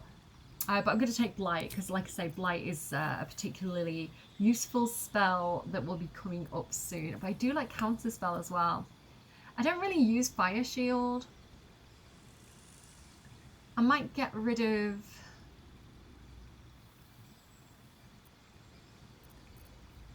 maybe not Polymorph. I'm not going to use Polymorph for a while. I'm going to get rid of that for a bit and take Counterspell. And then stick with what else I've got. I've also got Scrolls of Polymorph, so if I do happen to need it, I've got them there. And then with Gale, I think I want to do Warcaster. You get advantage on saving throws to maintain concentration on a spell. There are several spells that he's going to start concentrating on, so that is going to definitely be good to have advantage on that. And you can also use a reaction to cast Shocking Grasp at a target moving out of melee range. So I think that's going to be really good for Gale. And then Will. Oh, there's a few feats that I want for Will. So we do have the choice now of either getting that extra attack, which I love because that means he gets 2 attacks per turn, but they're not very effective if he's missing. So I think rather than leveling him up as Paladin, I think I'm going to go back to Warlock. And I think I'm going to go ahead and use that feat. So what I'm going to take for that is going to be Lucky. just like with Shadowheart, because now when he's doing his divine strikes, if he if he misses, he gets to re-roll, because he has been missing a lot, and so I feel like this is going to help with that. And then there's a few things that I want for him as well. Like, I was thinking about like heavily armored, like there's some weapon stuff that he could take. I like the idea of him being, oh, he's got dual wielder, but I think Lucky is going to be the most useful thing to take right now. So yeah, I'm gonna take that. And then cantrips, he gets another cantrip, maybe minor illusion is going to be handy. And then I think I probably want to take Misty Step for him, because I do find Misty Step particularly useful. Or having said that, there's also Whole Person. No, I'm probably not going to use this action to do Whole Person. I'm going to take Misty Step. I think that's what I'm going to do with Will. And that is everybody that I'm leveling up for the moment. Yeah, Dirge, you're going to have to wait. Okay. I'm going to save. I'm going to save before I do this. Okay, so let's head out and find where Halsin got to. I think he went out the front way. And then I think he's like down here. Over here on this like little ledge out here is where we're heading. There's a few things that I want to grab though beforehand. So let me just head over for a second back to camp to Dirge. And then we can put away the extra people that we've picked up. What's her name? Chimera and Locke. I think he went to Minthara, didn't he? So we'll go ahead and pop them in there. There we go. And what has she got on?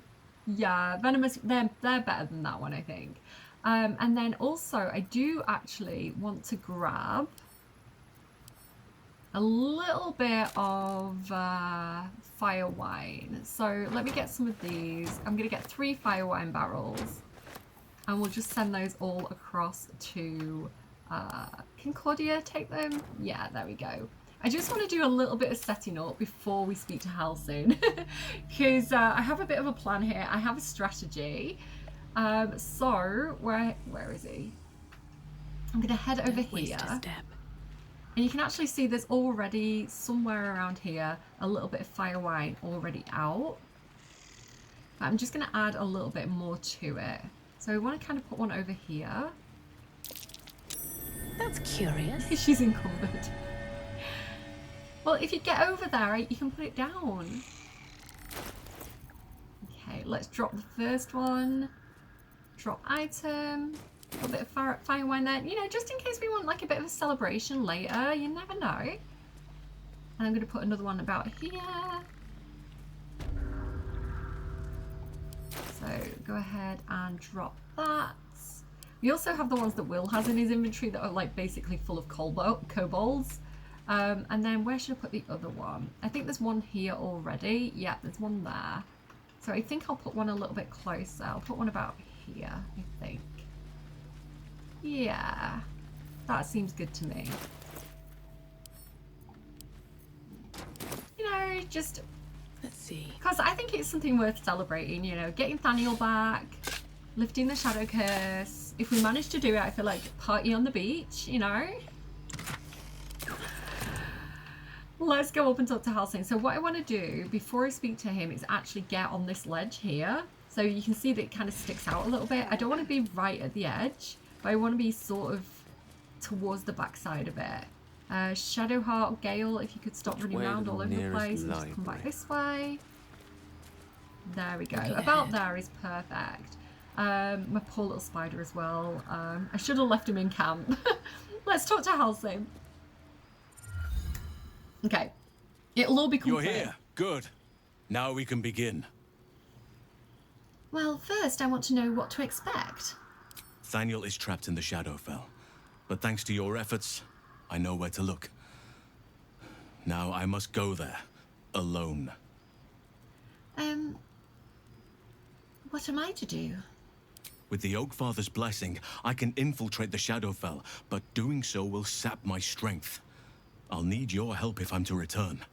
I need you to stay here, keep the portal open until I return, and defend it at all costs. Of course. Defended? What do you mean? The shadows won't be banished without a fight. Once I open the portal, they'll swarm like carrion birds and try to destroy it. You must not let that happen. Let's begin.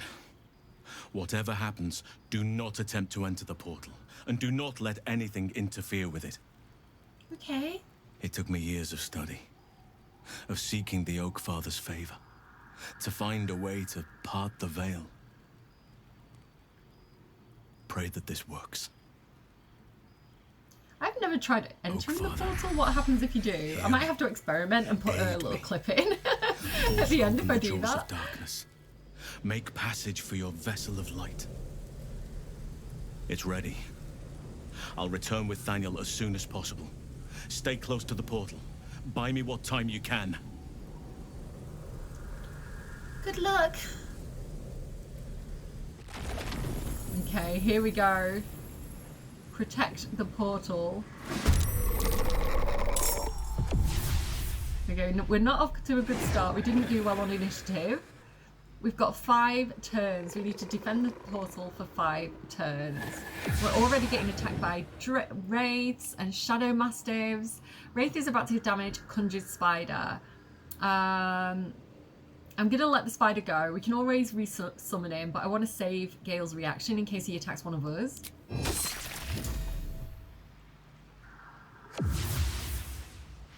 Yeah, this isn't a good start. We may have to do this twice. He missed, it's fine. Okay, here come the shadow mastiffs. I don't think they can reach us. I think they're too far away right now. But you can see why I put all those barrels of wine down there, right? Okay, now we're going to use a projected ward. Okay, it's our go, but I need water. My mouth's getting really dry. Oh dear.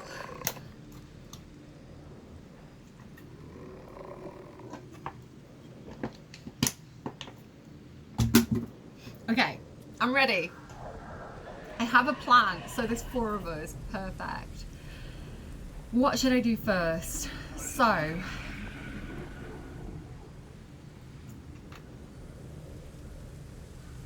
I'm thinking. I'm gonna go to Shadowheart first, and I'm gonna have Shadowheart do her thing, and go with Spirit Guardians, the highest level that I can. And she's actually, rather than moving towards them, I actually could do with her coming back a little bit. Maybe I can just get that one there and then move back again. There you go. Another one? A little bit more? Maybe I can... I don't want to push it because I do like have a specific plan and a specific place where I want them all to be. He can come to us, it's fine. Right, Shadowheart, get back here. Okay, perfect. So, next up. Yeah, I just want Shadowheart to kind of stand her ground. So I'm going to end her turn. And then Cordia, I think I'm going to Sanctuary Shadowheart. No, it's going to be fine. It's going to be fine. I'm going to use... I'm thinking about whether I want to use that scroll that we found, the Scroll of Sunbeam. Because I can keep recasting it if I do it. So yeah, let me come forward a little bit here so that I don't get Will with it. And I'm going to cast... Do I want to do that though? No, I don't. What I want to do is get back here. Best be on my way. I'm going to use my bonus action to do Sacred Flame on the Wraith. That's fine, don't worry about it. And I am going to... I want a Globe of Invulnerability. Globe of Invulnerability. There we go. I'm going to cast that. And that is going to protect everything inside the globe against damage. Like, it can't be damaged if it's in the globe. So I just need to make sure that I position it. Can you see it's got like... It's like a circle shape. So I just need to make sure that I also get the portal with this, because it will actually protect the portal from attack. So I'm just trying to position it properly. Should be good about there. There There you go. So you can see now if I hover over the portal, it's going to actually say that the portal is invulnerable. So if anyone tries to strike it from a distance, it's not going to take any damage, because if that goes down, we lose Halsin and Thaniel and all that stuff. And now we also all have invulnerable, apart from Will, because he's outside of it. So I need to now concentrate on keeping that up. Okay. Rough tempest I will raise. Will, No I want you holding to go back. next. What I would like you to do, Will, is use your Divine Favor to get an extra 1d4 radiant damage on your attack. And then we're going to go in, hopefully with luck, and do this Divine Smite at level 2, which does a huge amount of damage, and hopefully take out this Wraith. Look at that, critical hit. We didn't take him out, but he only has 2 hit points left. We're going to get an attack of opportunity if we move away from him, but I'm hoping that we're going to get inside here. Yeah, I definitely want to move away from him. I want to get inside here. I'm going to take the attack. He missed anyway. It's fine. Okay, move back, and Will is also invulnerable. Perfect.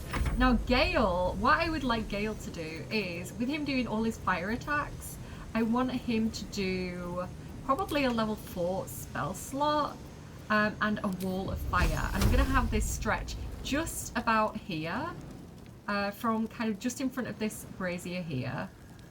Over to the other side here, so nothing can come up here unless it goes through this wall of fire. And it's also going to get those 2 wraiths. There we go. So 1 wraith down, 1 shadow to go. Perfect. And I don't think we need to do anything else. I think we can just kind of hang out here now. Perfect. This is my method. This is what we're going to do. I actually really enjoy this fight. I think it's quite a fun one to do. So they're coming a bit closer. Not too worried about the pilgrims. They only have like 1 health each. These cursed harpers are a little bit trickier. They have a bit more health, and they do have. Halsin better get back soon. Do you see how many came?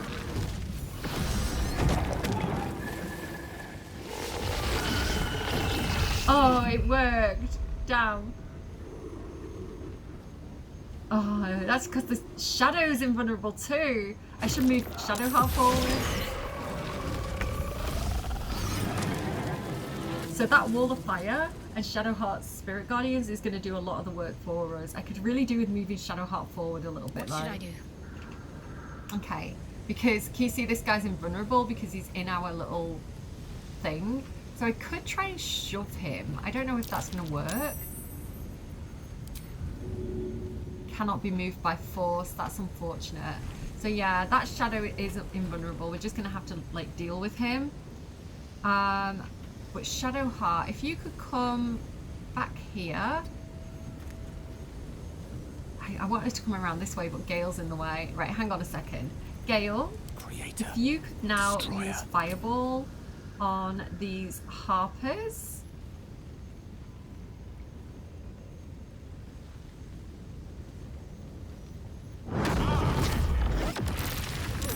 Great job. You did what I needed of you. And then just kind of come around. If Gale comes over this way, that should be perfect. Right. Shadowheart. Can't give up. If you could come forward a little bit to about here, and then anything that comes here is going to be got by her Spirit Guardians. I can also cast Sunbeam. And we can take out a few more of these people. So this shadow possibly, and this stuff over here. No, I think I might save Sunbeam. I don't think I need it yet. I'm going to hold on to that. I just wish I could get this guy out of here. I don't know what to do about him.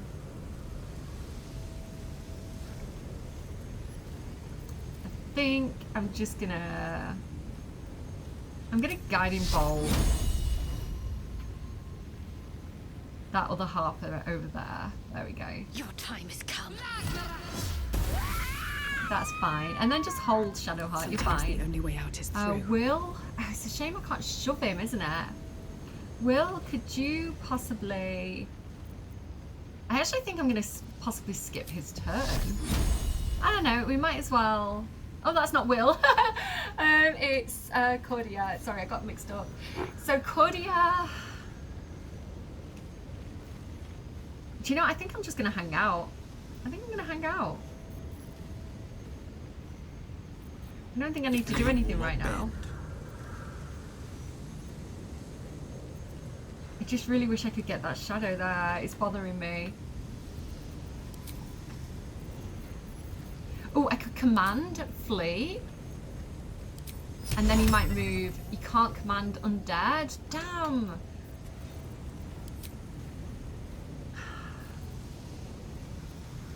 Control undead. Use the power of your oath to gain control over undead creatures. The creature will follow you around and attack your enemies. There we go. Control. Okay, that works. We'll take it. Nice. Okay, they should all go down to the fire. Yeah, look at that. Not a worry. Then we're starting to get some Shadow Curse Flaming Fist. These have a lot of health. Luckily, they have stood next to that barrel. Some more Harpers. The Ravens should go down to the firewall. Yeah, not an issue. Okay. Gith warriors. Some must have fallen to the curse. Okay, now we've got Gith as well.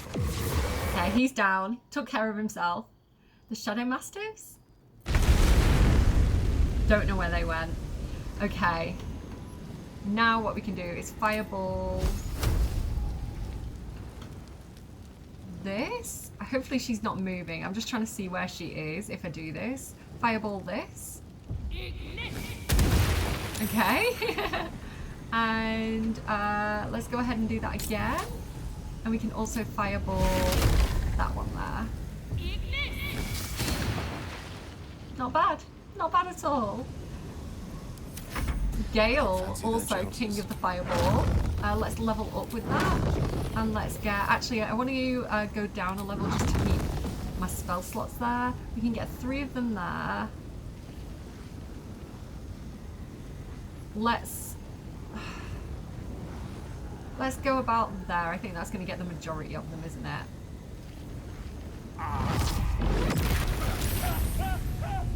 Good job. Good job.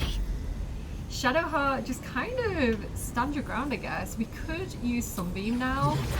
Again, we're going to get quite a few of them there. I could probably reposition and get all of them, but I think that's probably pretty good. Decent, decent. Will, you might as well go in with a couple of Eldritch Blasts. Who's got a lot of health left? Not many people, to be honest. Yeah, and we're just going to stand our ground again. Just going to hang out here. I might have to deal with this Shadow Creeper.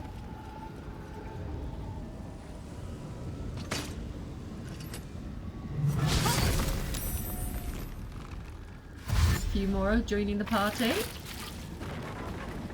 Gith Yankee warriors. Not to worry, we've got this.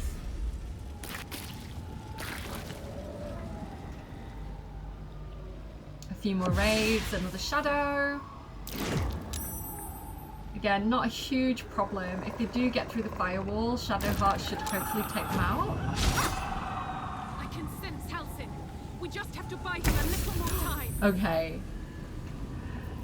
The globe has gone down, which is fine because that means this thing is no longer invulnerable and I can actually attack it, which we want that. So I guess... If Cordia comes over here, I can use Lightning Bolt at quite a high level.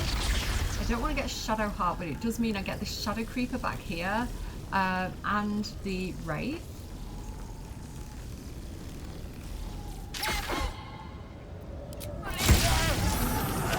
What was that? I was a little bit worried that somebody might be walking past up here. Okay, what did I get? So, not bad. Again, I can use my sorcery points to quicken spell, Lightning Bolt again, and we can just go ahead and get these two again. Actually, 43, I'm probably going to be better off using Sacred Flame, right? That's what I've got. We're okay. I'll take it. The dice roll in my Okay, favor. Gale, you should probably go in with another Firebolt and just get these people here, perhaps? Yeah, that's decent. Can I move it back and get... Yeah, let's get those ones there.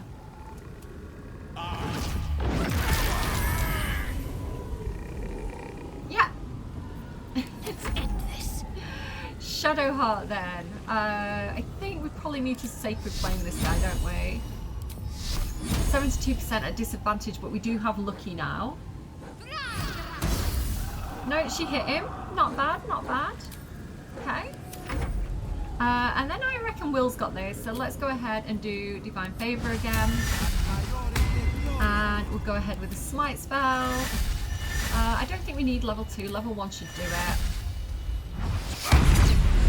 Okay, we've got this, we're fine.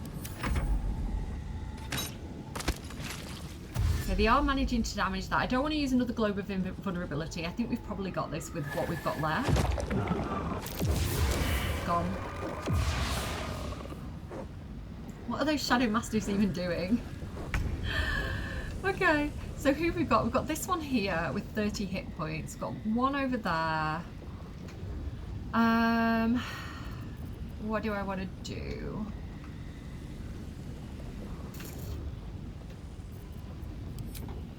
Probably...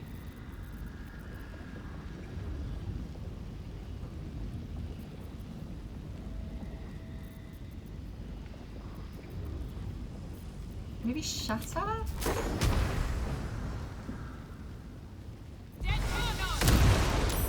Okay, that did something. I can't use my sorcery points anymore. I'm gonna use Sanctuary on Shadowheart because I really wanted to keep the Spirit Guardians up. Gale, you can probably just go ahead and Firebolt again. Why not? Maybe overkill, but it's effective. Shadowheart, Guiding Bolt. Not bad. Will, Eldritch Blast. Boop, boop. Down. And he has Quick Spell Finger, so we could go ahead and get this Shadow Mastiff as well, possibly. Path is interrupted. Let's move to the edge. The portal's fine. It's got a lot of health, so I think we're gonna... I don't think we need to worry about that. But here we go, Shadow Mastiff. Down. So there's one Shadow Mastiff left. Shadow Mastiff left. You can see. Gone. Done it. Ta-da! It's done. I have him. I quite enjoyed that fight.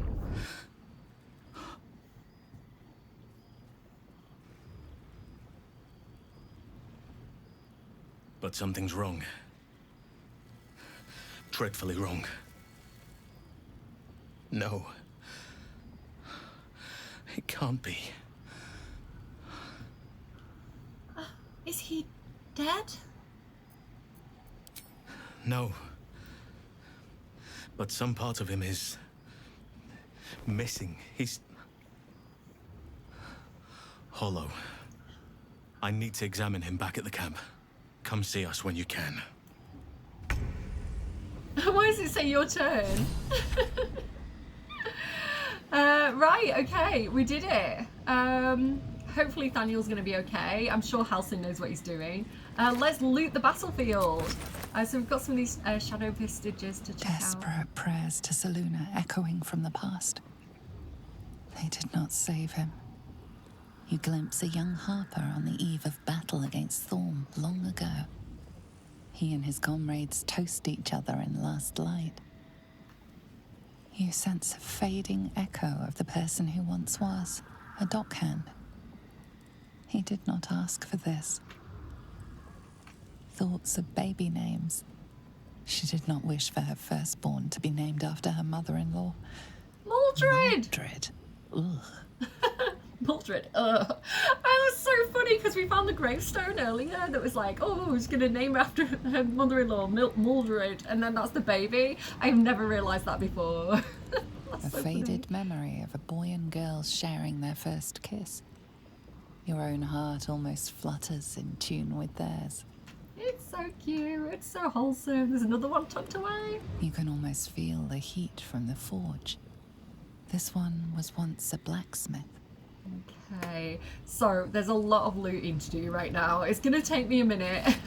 I'll try and do it as quick as I can, but there's quite a lot to check. Pilgrim, rabbit, raven. I don't think there's ever anything in the ravens. Creeper, shadow, raven. Nope. But there's a lot of armor and stuff that can definitely be useful. The task at hand. I need the Shadow Mastiff alive and intact. If that's not the case, the second half of your payment shall be forfeit upon your return to Baldur's Gate. I have generously paid a large amount of gold in advance and have supplied all the necessities that you shall require to see this endeavour done correctly. They say you are unmatched as a poacher. For your sake, I hope that's no exaggeration. Well, it didn't really work out for him, unfortunately.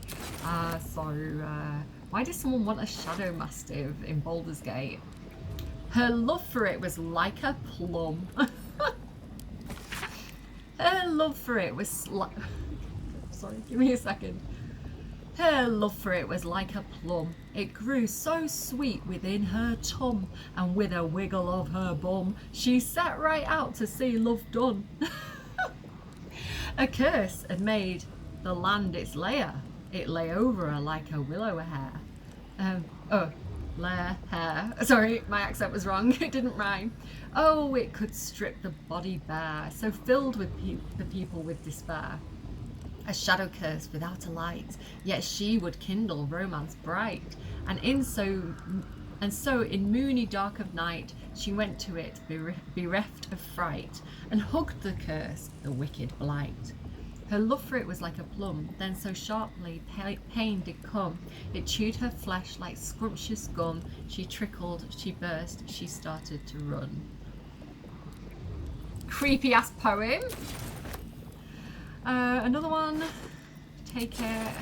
These are like tumours that you use for oil of bane. Kind of gross.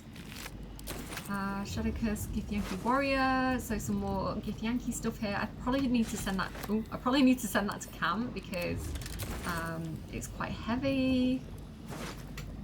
Well, we've got another Raven. I don't think there's anything in them. Flaming Fist. Yep, some more heavy armor. Send that straight to camp. What else do we have here? There's so much. Sending that to camp again. Heavy stuff. Yeah, camp. Oh, I equipped it by accident. Oops! Didn't mean to do that. Get your Everburn blade back. Is it still your packed weapon? It is. Okay. Send it to camp. What are you doing? Okay, just grab it. If it gets encumbered, I'll just send it all at once. Probably the quicker way of doing it, isn't it?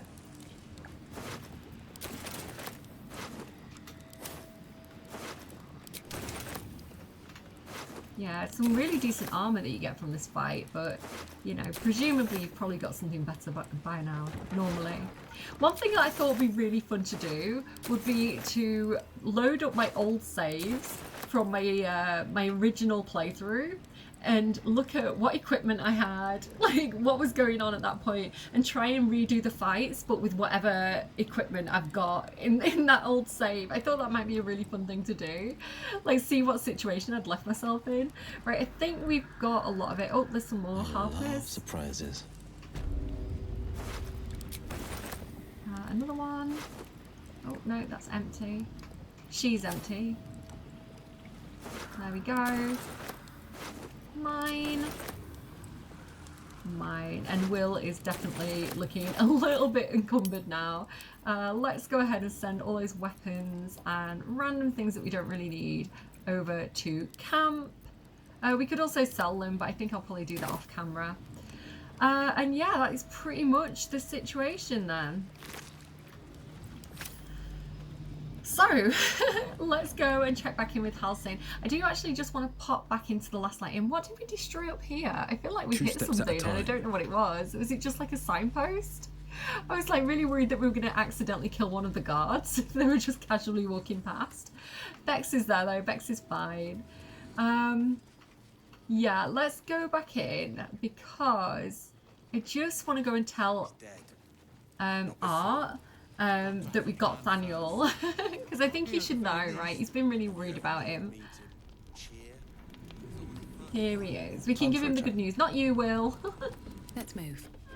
This is so far. This is blessing when we run past everybody. Is so funny to me. I need a quick word. Will just runs over to the bed and runs away again. What is my hair doing? Thaniel will be so scared there alone. We looked after each other for such a long time. I hope he's all right. Halsin found Thaniel in the Shadowfell, but there's something wrong with him. Something wrong. He withstood the shadows for so long.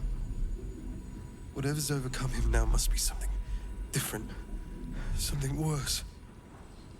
I trust you and Halsin to help him. He's a sweet soul, Thaniel. I can't wait for you to meet him. My tummy rumbled. He's like, I trust you. I'm like, we only just met, mate. But thanks for your support, I guess. Can he trade? No, he can't. Okay. Let's head back to camp and check in with Halsin in that case. We also need to tell Arabella the bad news about her parents. So, yeah. Awkward. Breathe deep. Right, where are we? There's Arabella.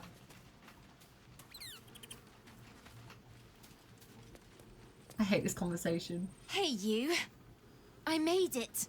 Easy peasy. Great. You find Mum and Pops? They're with the gods now, Arabella. I'm sorry. No. No. I don't believe you. I'm not saying that. I'm so sorry, Arabella. It isn't true. It isn't. Get away from me. Go. Okay. All right. Don't do anything silly. The bodies are in one of these chests if you want to have a look at them. Yeah, I hate that. I really hate that there's nothing we can do about that situation. As far as I'm aware. But here's Halsin, so let's check in with him. Get the good news, I guess. Thaniel is resting. But it's no easy slumber. I discovered what's wrong with him. The shadows rendered him in two when they bore him away to the Shadowfell. Half of his essence remained here, amidst the curse. What stayed behind would have been the strongest part of him. But after all these years left in the darkness, corruption must have taken hold. So Thaniel, like, half of him is still, like, here in the Shadow Curse lands. Like, Halsin's only, like, retrieved part of him, like his soul or something. I guess his body's here, his soul was there. So, tell me how I can help. It's both simple and not. We need to find Thaniel's missing half and make him whole again. Only the missing half may not come willingly. The curse will have sunk its tendrils deep, twisting Thaniel's essence into something else.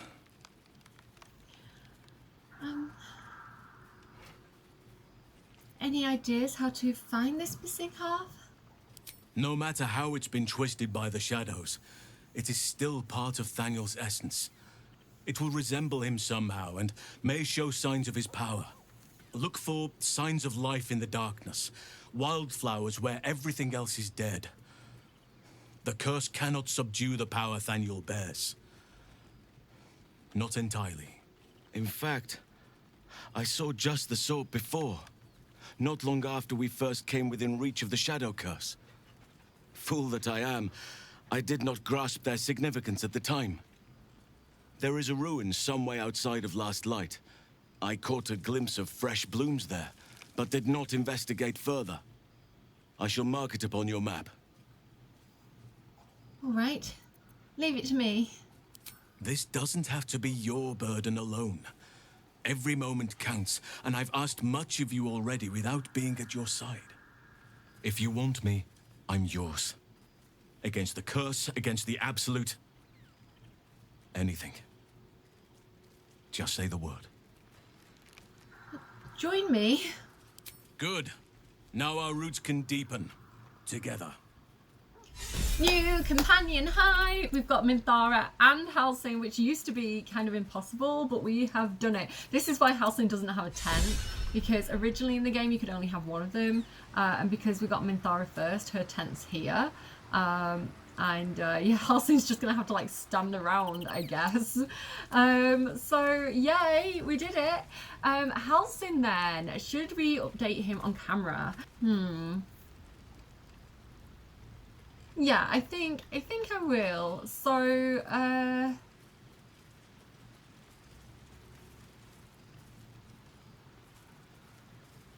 yeah, I will do. What I'm going to do is I'm going to update some of the others in the next episode, so it's not too much in one episode.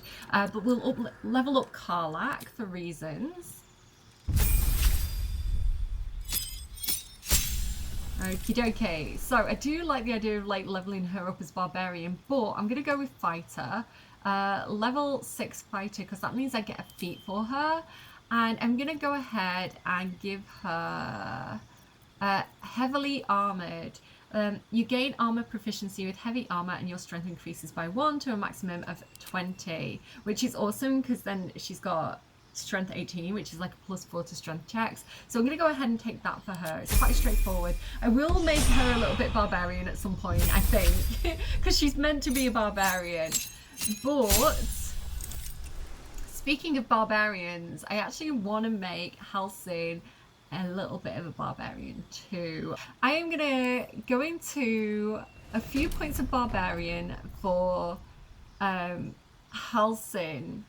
And this is kind of silly. It doesn't suit him massively, but it's what I want to do. So accept barbarian. I'm going to do this first because it's not his best modifier strength. So I want to get it out of the way and get back to some classes that suit him better.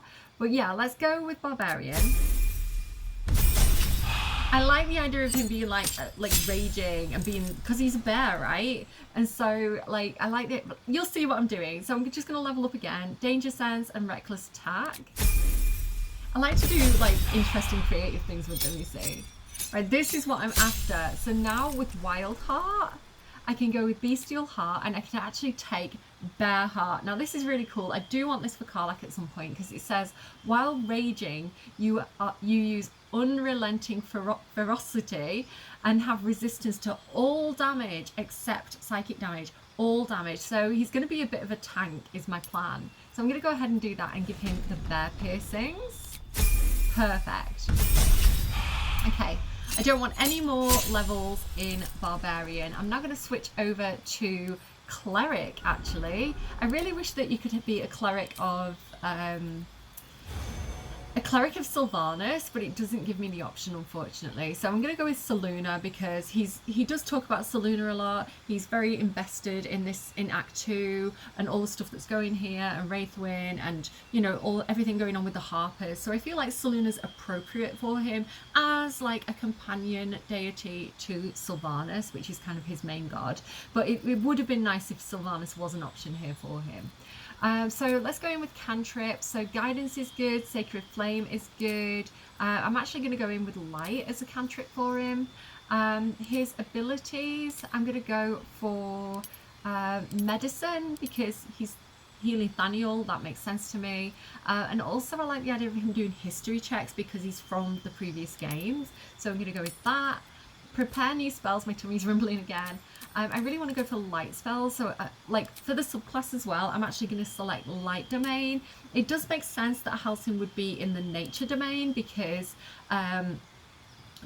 he's, you know, a druid of the Oak Father, but I feel like that's already covered by his druid stuff. So you can see that these spells that we're getting are actually just repeats of what he has as a druid. And I don't feel like this is particularly helpful. Acolyte of Nature, you learn a druid cantrip. He already has druid cantrips. So it just doesn't make sense to do that. But Light Domain works because he's trying to lift the Shadow Curse. So that makes a lot of sense to me. And it also gives us really useful things. So actually, do you know what? We get the Light cantrip from that. So I'm actually going to... has it replaced it automatically for me? I guess so. You can have... do you know what? Go ahead and have that. It doesn't matter too much. But it also gives us, as well as that, it also gives us Warding Flare. Shield yourself with Divine Light. Use your reaction to impose disadvantage on an attacker, possibly causing their attacks to miss. So I think Will also has this, but that sounds a bit more useful than going in the nature domain. He could also be like knowledge or war, but this is the one I like best for him. It makes the most sense story-wise. For spells then, I definitely want Sacred Flame. I want Sanctuary because I feel like he would work to protect other people. I also want Healing Word because it's useful. It's like a medicine spell. And then I guess maybe Protection from Good and Evil would be a nice one for it. I'm going to go ahead and take that. So my video cut out there at the 40-minute mark if you just noticing that little hiccup. What else do we want to do then? So I want to level him up again. See, the nice thing about Cleric, and the reason why I'm choosing Cleric as well as Druid, is because Cleric actually uses Wisdom as its main modifier, and he has high Wisdom. So both Druid and Cleric use Wisdom. So I like that for him, but I think at this point I might switch out back to Druid. Now there is a reason why I've gone for Cleric. I specifically wanted Sanctuary, and the reason is it works very, very well with Moonbeam, which is one of the primary abilities of Druids. So I'm going to stick with Circle of the Moon, which is what he originally had, because this is what gives him bear form, and Halsin famously can transform into a bear, so it wouldn't make sense to choose any of the other subclasses because it wouldn't give us that. But then for prepare spells, what do I want to do here? So we've already got Healing Word from being a Cleric. I think he definitely needs to take Speak with Animals and Animal Friendship. They make sense for him. I also kind of like Entangle for him. Thunder Wave, I guess, is a good one for him, and I'm going to go with Create Water as well. Not too fussy about all of those. It's not going to be like his main thing that he does. But here we go. Now we get access to Moonbeam, which I definitely do want, because this is a really fun spell to use. There's some other things here. I might go ahead and take Enhanceability instead of something like Create or Destroy Water, because that's the thing that Shadowheart has, where she can grant me kind of like the advantage on ability checks. So if Shadowheart's not with me, maybe Halsin could be with me, and like the same with Dirge, just to get that advantage. And I think things like Spike Growth as well could also be useful. But yeah, I'm just going to leave that like that for now. So now we get a little bit more freedom with whether we're leveling him as a Druid or if we're leveling him as a Cleric. This does give us a feat though, so I think I'm probably just going to go ahead and keep going with Druid for now. We'll take Produce Flame, why not? And I'll go ahead and I'll take Spike Growth instead of Ice Knife. And for my feet, what I want to take is Tough. I want him to be a little bit of a tank. I think it just suits him. I like this idea of him, because he's really big, right? And he's a bear. I like this idea of him being quite tough and quite hardy. So I'm going to go ahead and take that for him. This increases his hit points. So if I show you over here, if I take that off and maybe put something else up, his hit points is 65. But if I give him Tough, it increases his maximum hit points by 2 for every level he's gained, and so it's bringing him up to 81. So yeah, I think that is really fun for Halsin. I think that's all his points. Yeah, that's it for now. Hey Dirge, not you. So there we go. So Halsin is all leveled up. But he needs some cool stuff. He doesn't have any cool stuff currently. So the reason why I leveled up Karlach is because I'm actually going to go ahead and I'm going to take the Mighty Cloth off her. Unfortunately, like, the thing with this I do love the Mighty Cloth on her. I do love Bulrush and stuff for her, but I actually really love the Helldusk armor on her. So that's the reason why I gave her the heavy armor trait, because now I can go ahead and get that heavy armor. And we're getting Karlach.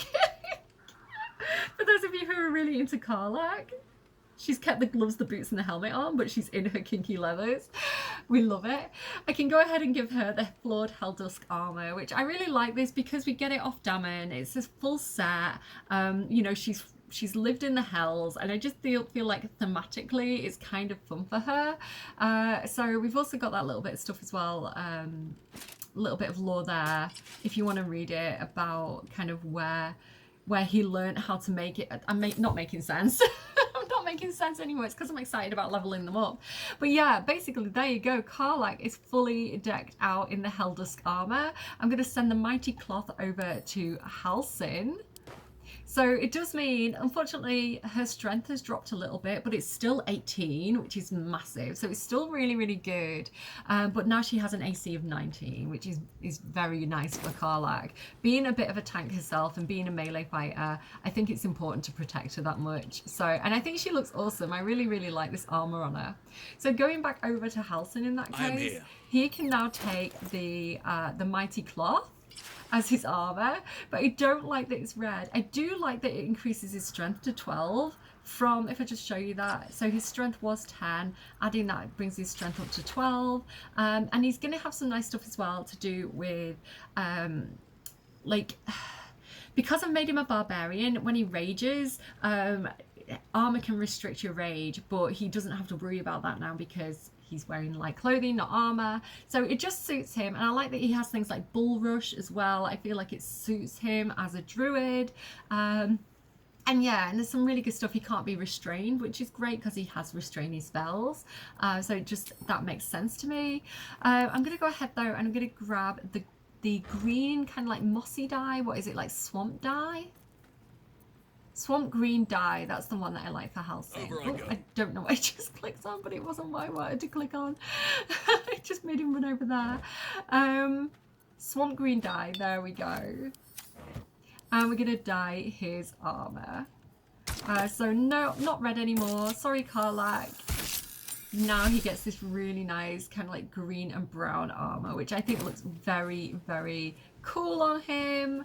I think he looks epic, and I really like as well, like I think I forgot to mention this, but he has like the bear piercings from being a barbarian and having that bear subclass, so I think that is really fun for him. I think it suits him really nicely. One other thing, well, I want to get a few more items. I'm probably gonna have to, okay, let's do it like this. If I go for the Land Strider, not braces, maybe, where would that be? Where has it gone?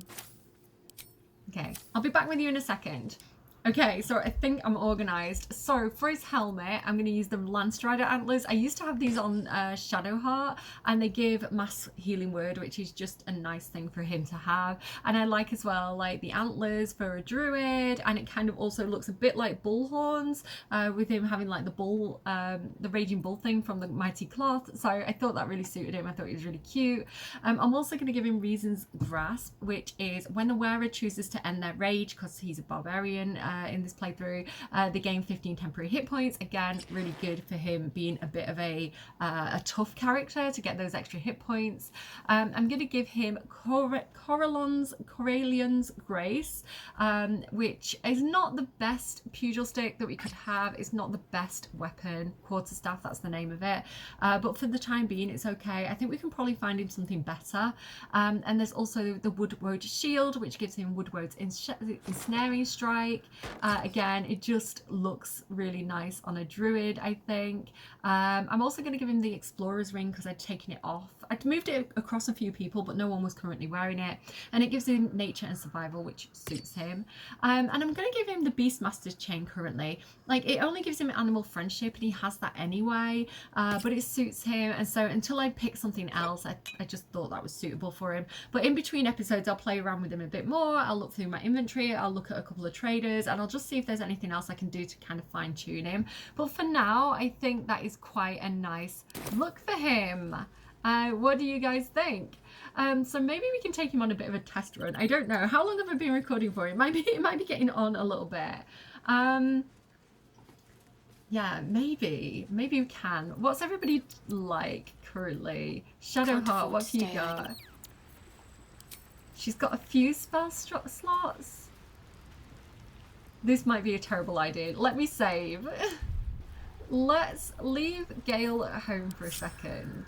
And let's go back to the Shadow Curse lands. What was it? Wraithwind Town? And let's go and test what this is like. I'm a bit nervous. So where am I? I'm a bit turned around as well. So if we go back through to where we came from, like back to the House of Healing.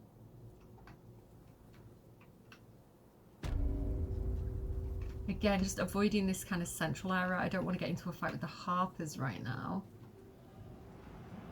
But if I go through the House of Healing,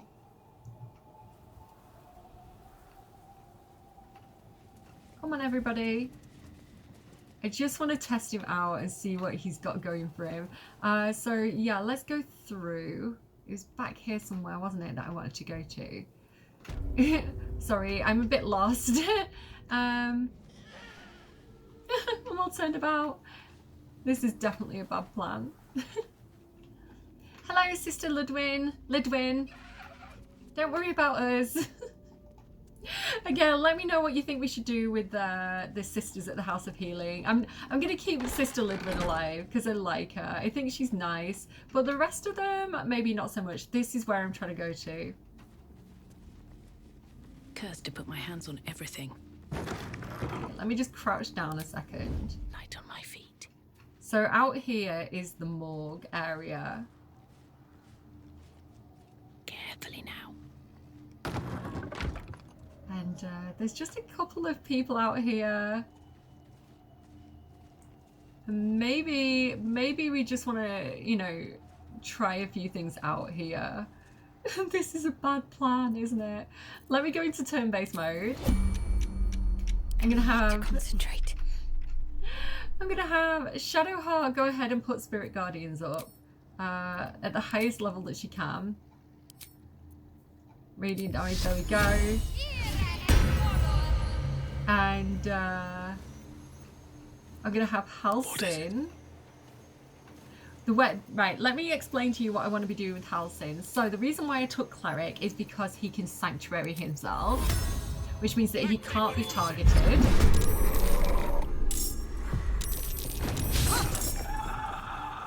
Ooh, okay. We can do Shocking Grasp or just hit him. Let's hit him with the Blood of Lathander. Nice. Oh, and I can distract. Do I want to do that? I don't think he's going to be particularly vulnerable to poison damage, so there's no point. Okay, not too worried, not too worried. Maybe I should be. Don't drain me, no! Maybe this was a mistake. This is why I saved first. Oh, Shadow Master used Shadow Draw Bite on Will. I don't know how much damage that was though. 5 to 15 damage. Could knock him prone. Yeah, you re-roll that. There we go, he's okay. Okay, maybe there was a few more than I realised.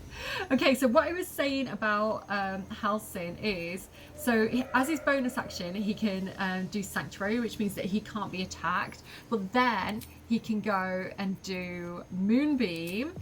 I'm going to do level 3 Moonbeam, and this is great because it's quite a strong spell. You okay, cat?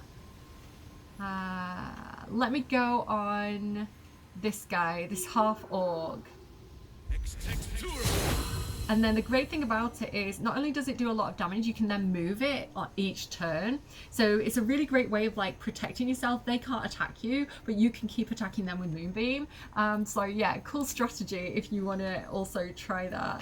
I'm also going to Shillelagh, because that does radiant damage, and I can use that on my next turn. Hopefully that's not going to take away Moonbeam. There we go! Halcyon is in the mix, guys! I'm just going to move him. Actually, do you know what? I'm going to move him there because he can't be attacked anyway. No, having said that, because I want them to come... I want to encourage people to come towards Shadowheart's thing, right? So, there we go. Still breathing, okay. Despite everything. I may have made a few mistakes today, but we are gonna... Do I also want to Shillelagh? I haven't short rested or anything, so I don't even have, like, I don't have sorcery points. I think I should probably go ahead and... I reckon we can take out the Shadow Master. 50% chance of hitting, let's try it. That was a total waste. Sanctuary yourself, Cordia. Stay safe out there, girl. This is my okay, Will, in that case, do your divine favor. He actually only has one spell slot left. I have made a few mistakes. Go ahead and attack this wraith. Sir.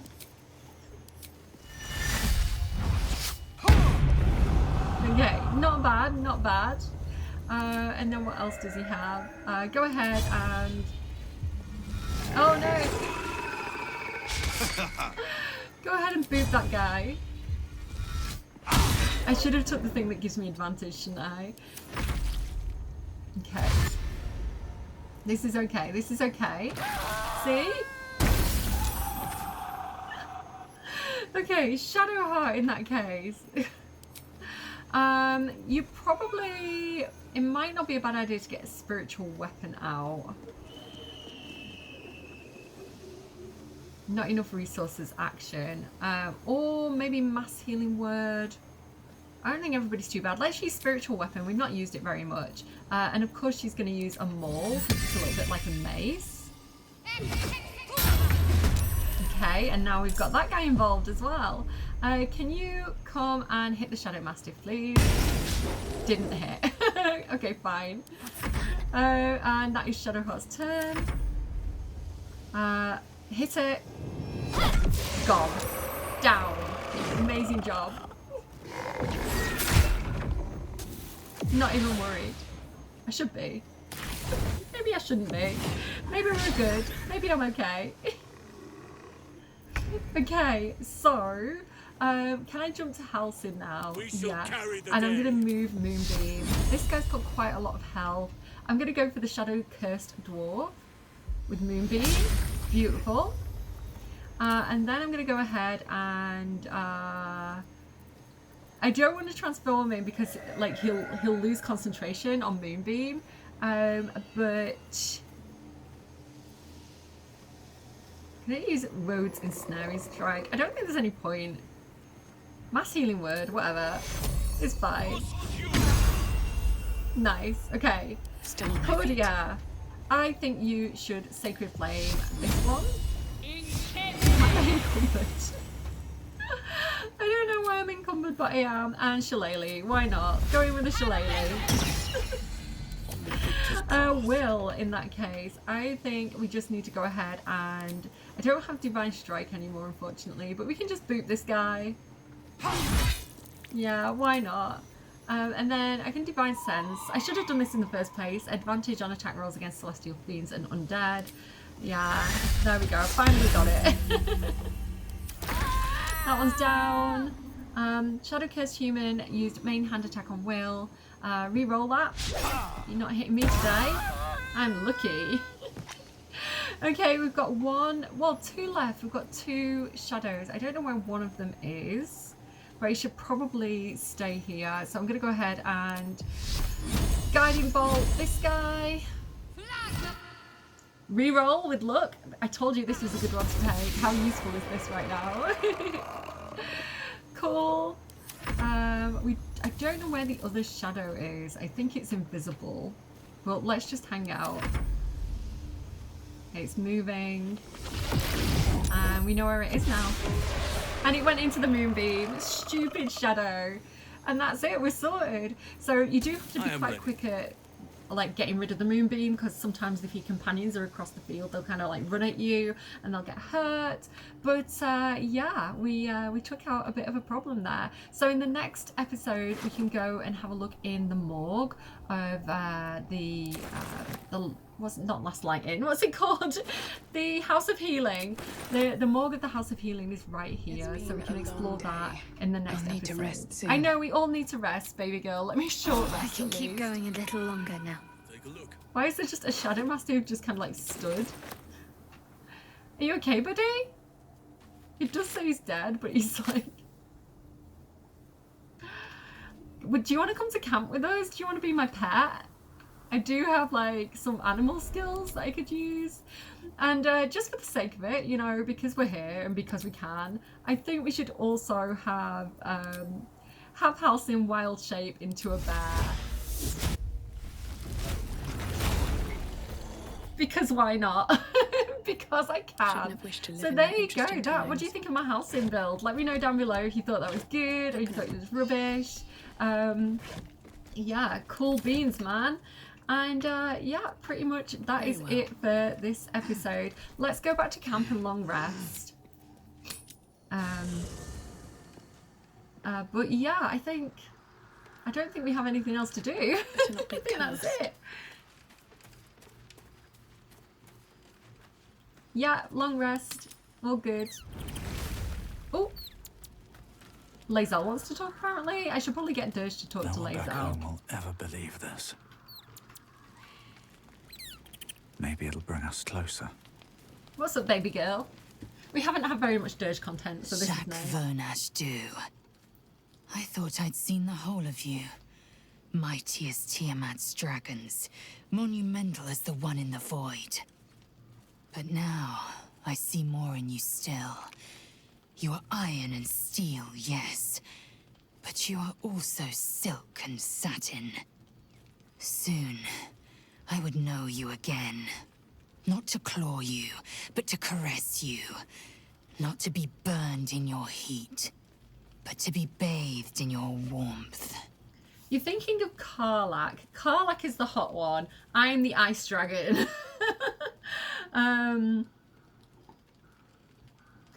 We've done the tough thing. We've done the fighting.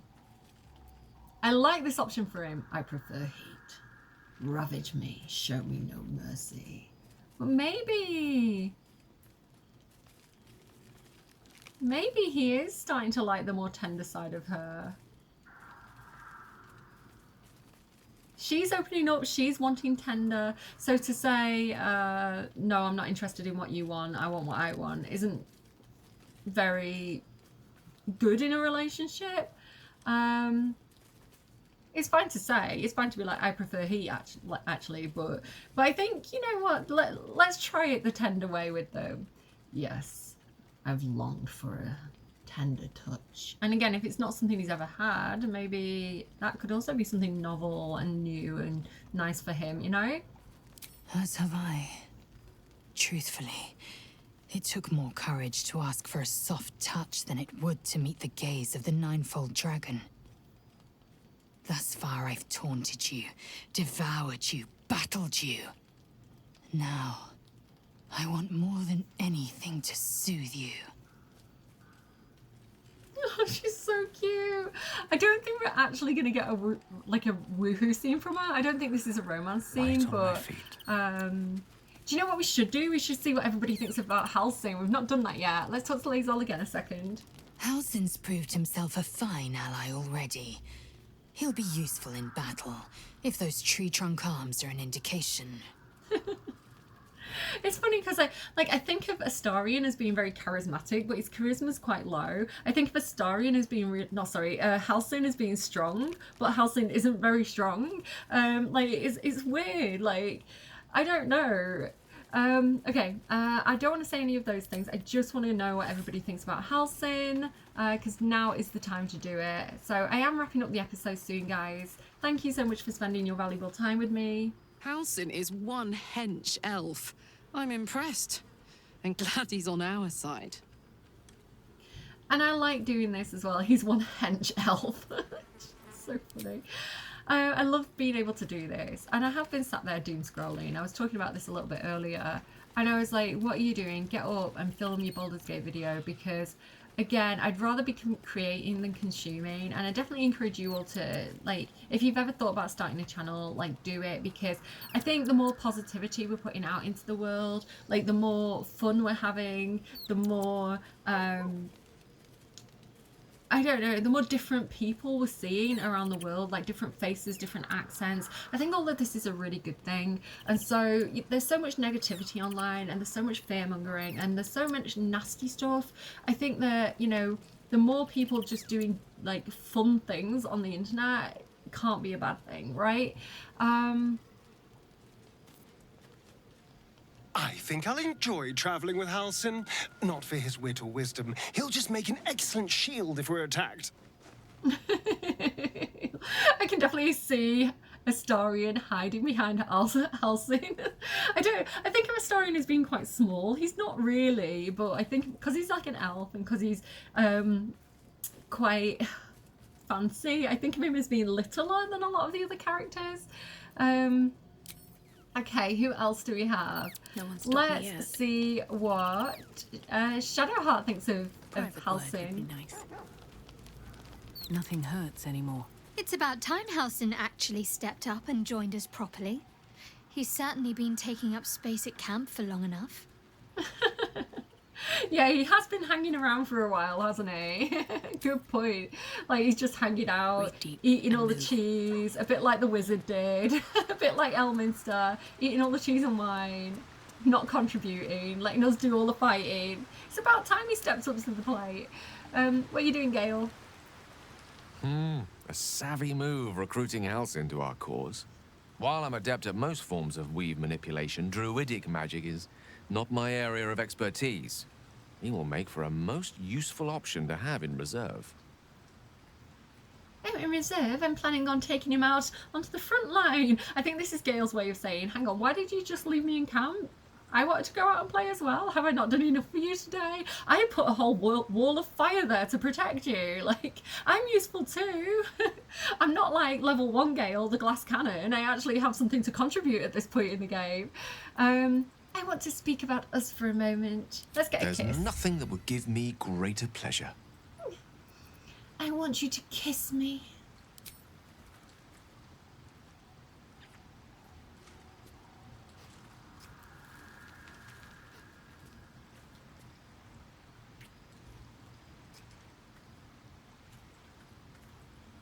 Did I make his eyes blue?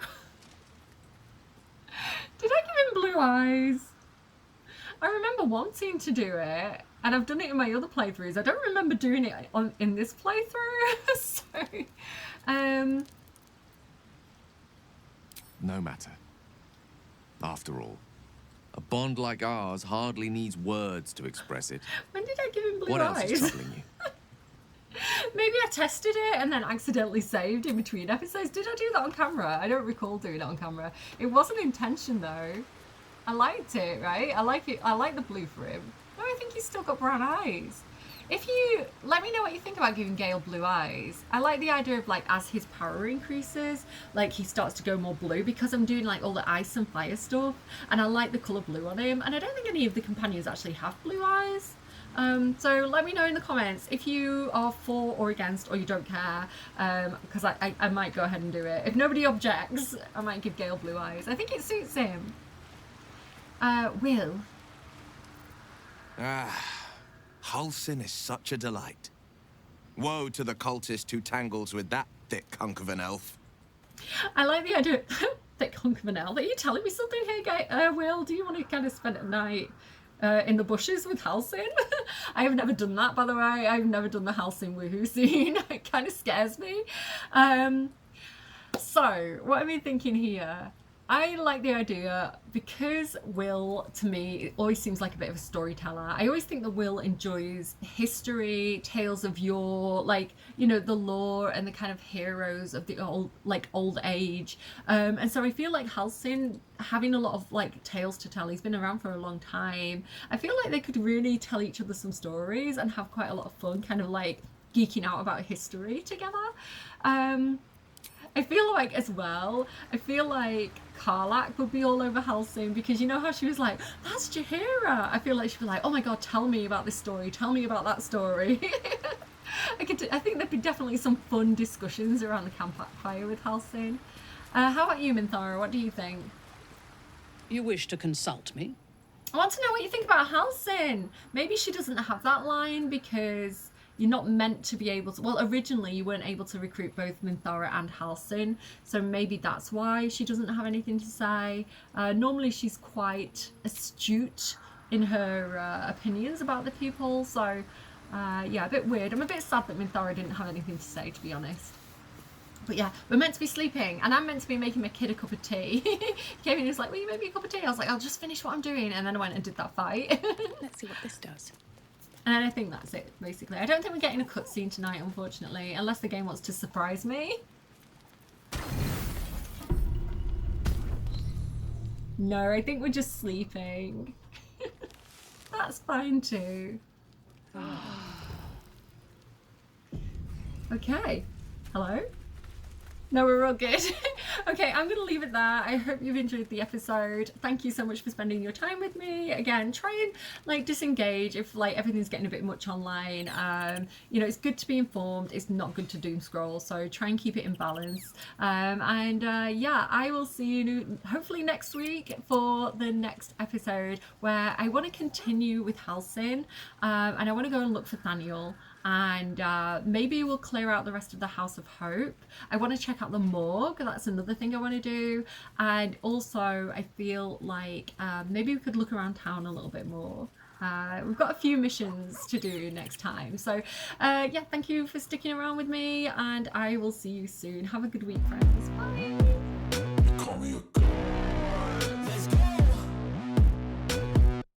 I'm about to go off like a weapon. Fuel to the top, got a filled up engine. In my thoughts, obsession. I will not stop, no, I'm never second guessing. I got a God complex. Haters love to hate, but I never feel pressed. Got a lot on my plate, but I never get stressed. I'll take all the pressure like I'm acing this test. Tear it up like I'm Jason. I see the world like it's ready for the taking. I see this place like a game I'm playing. Straight to the bank to collect my payments. No negotiations, it's my way, I was born impatient. And like a damn Freemason, I'll run this nation. They call me a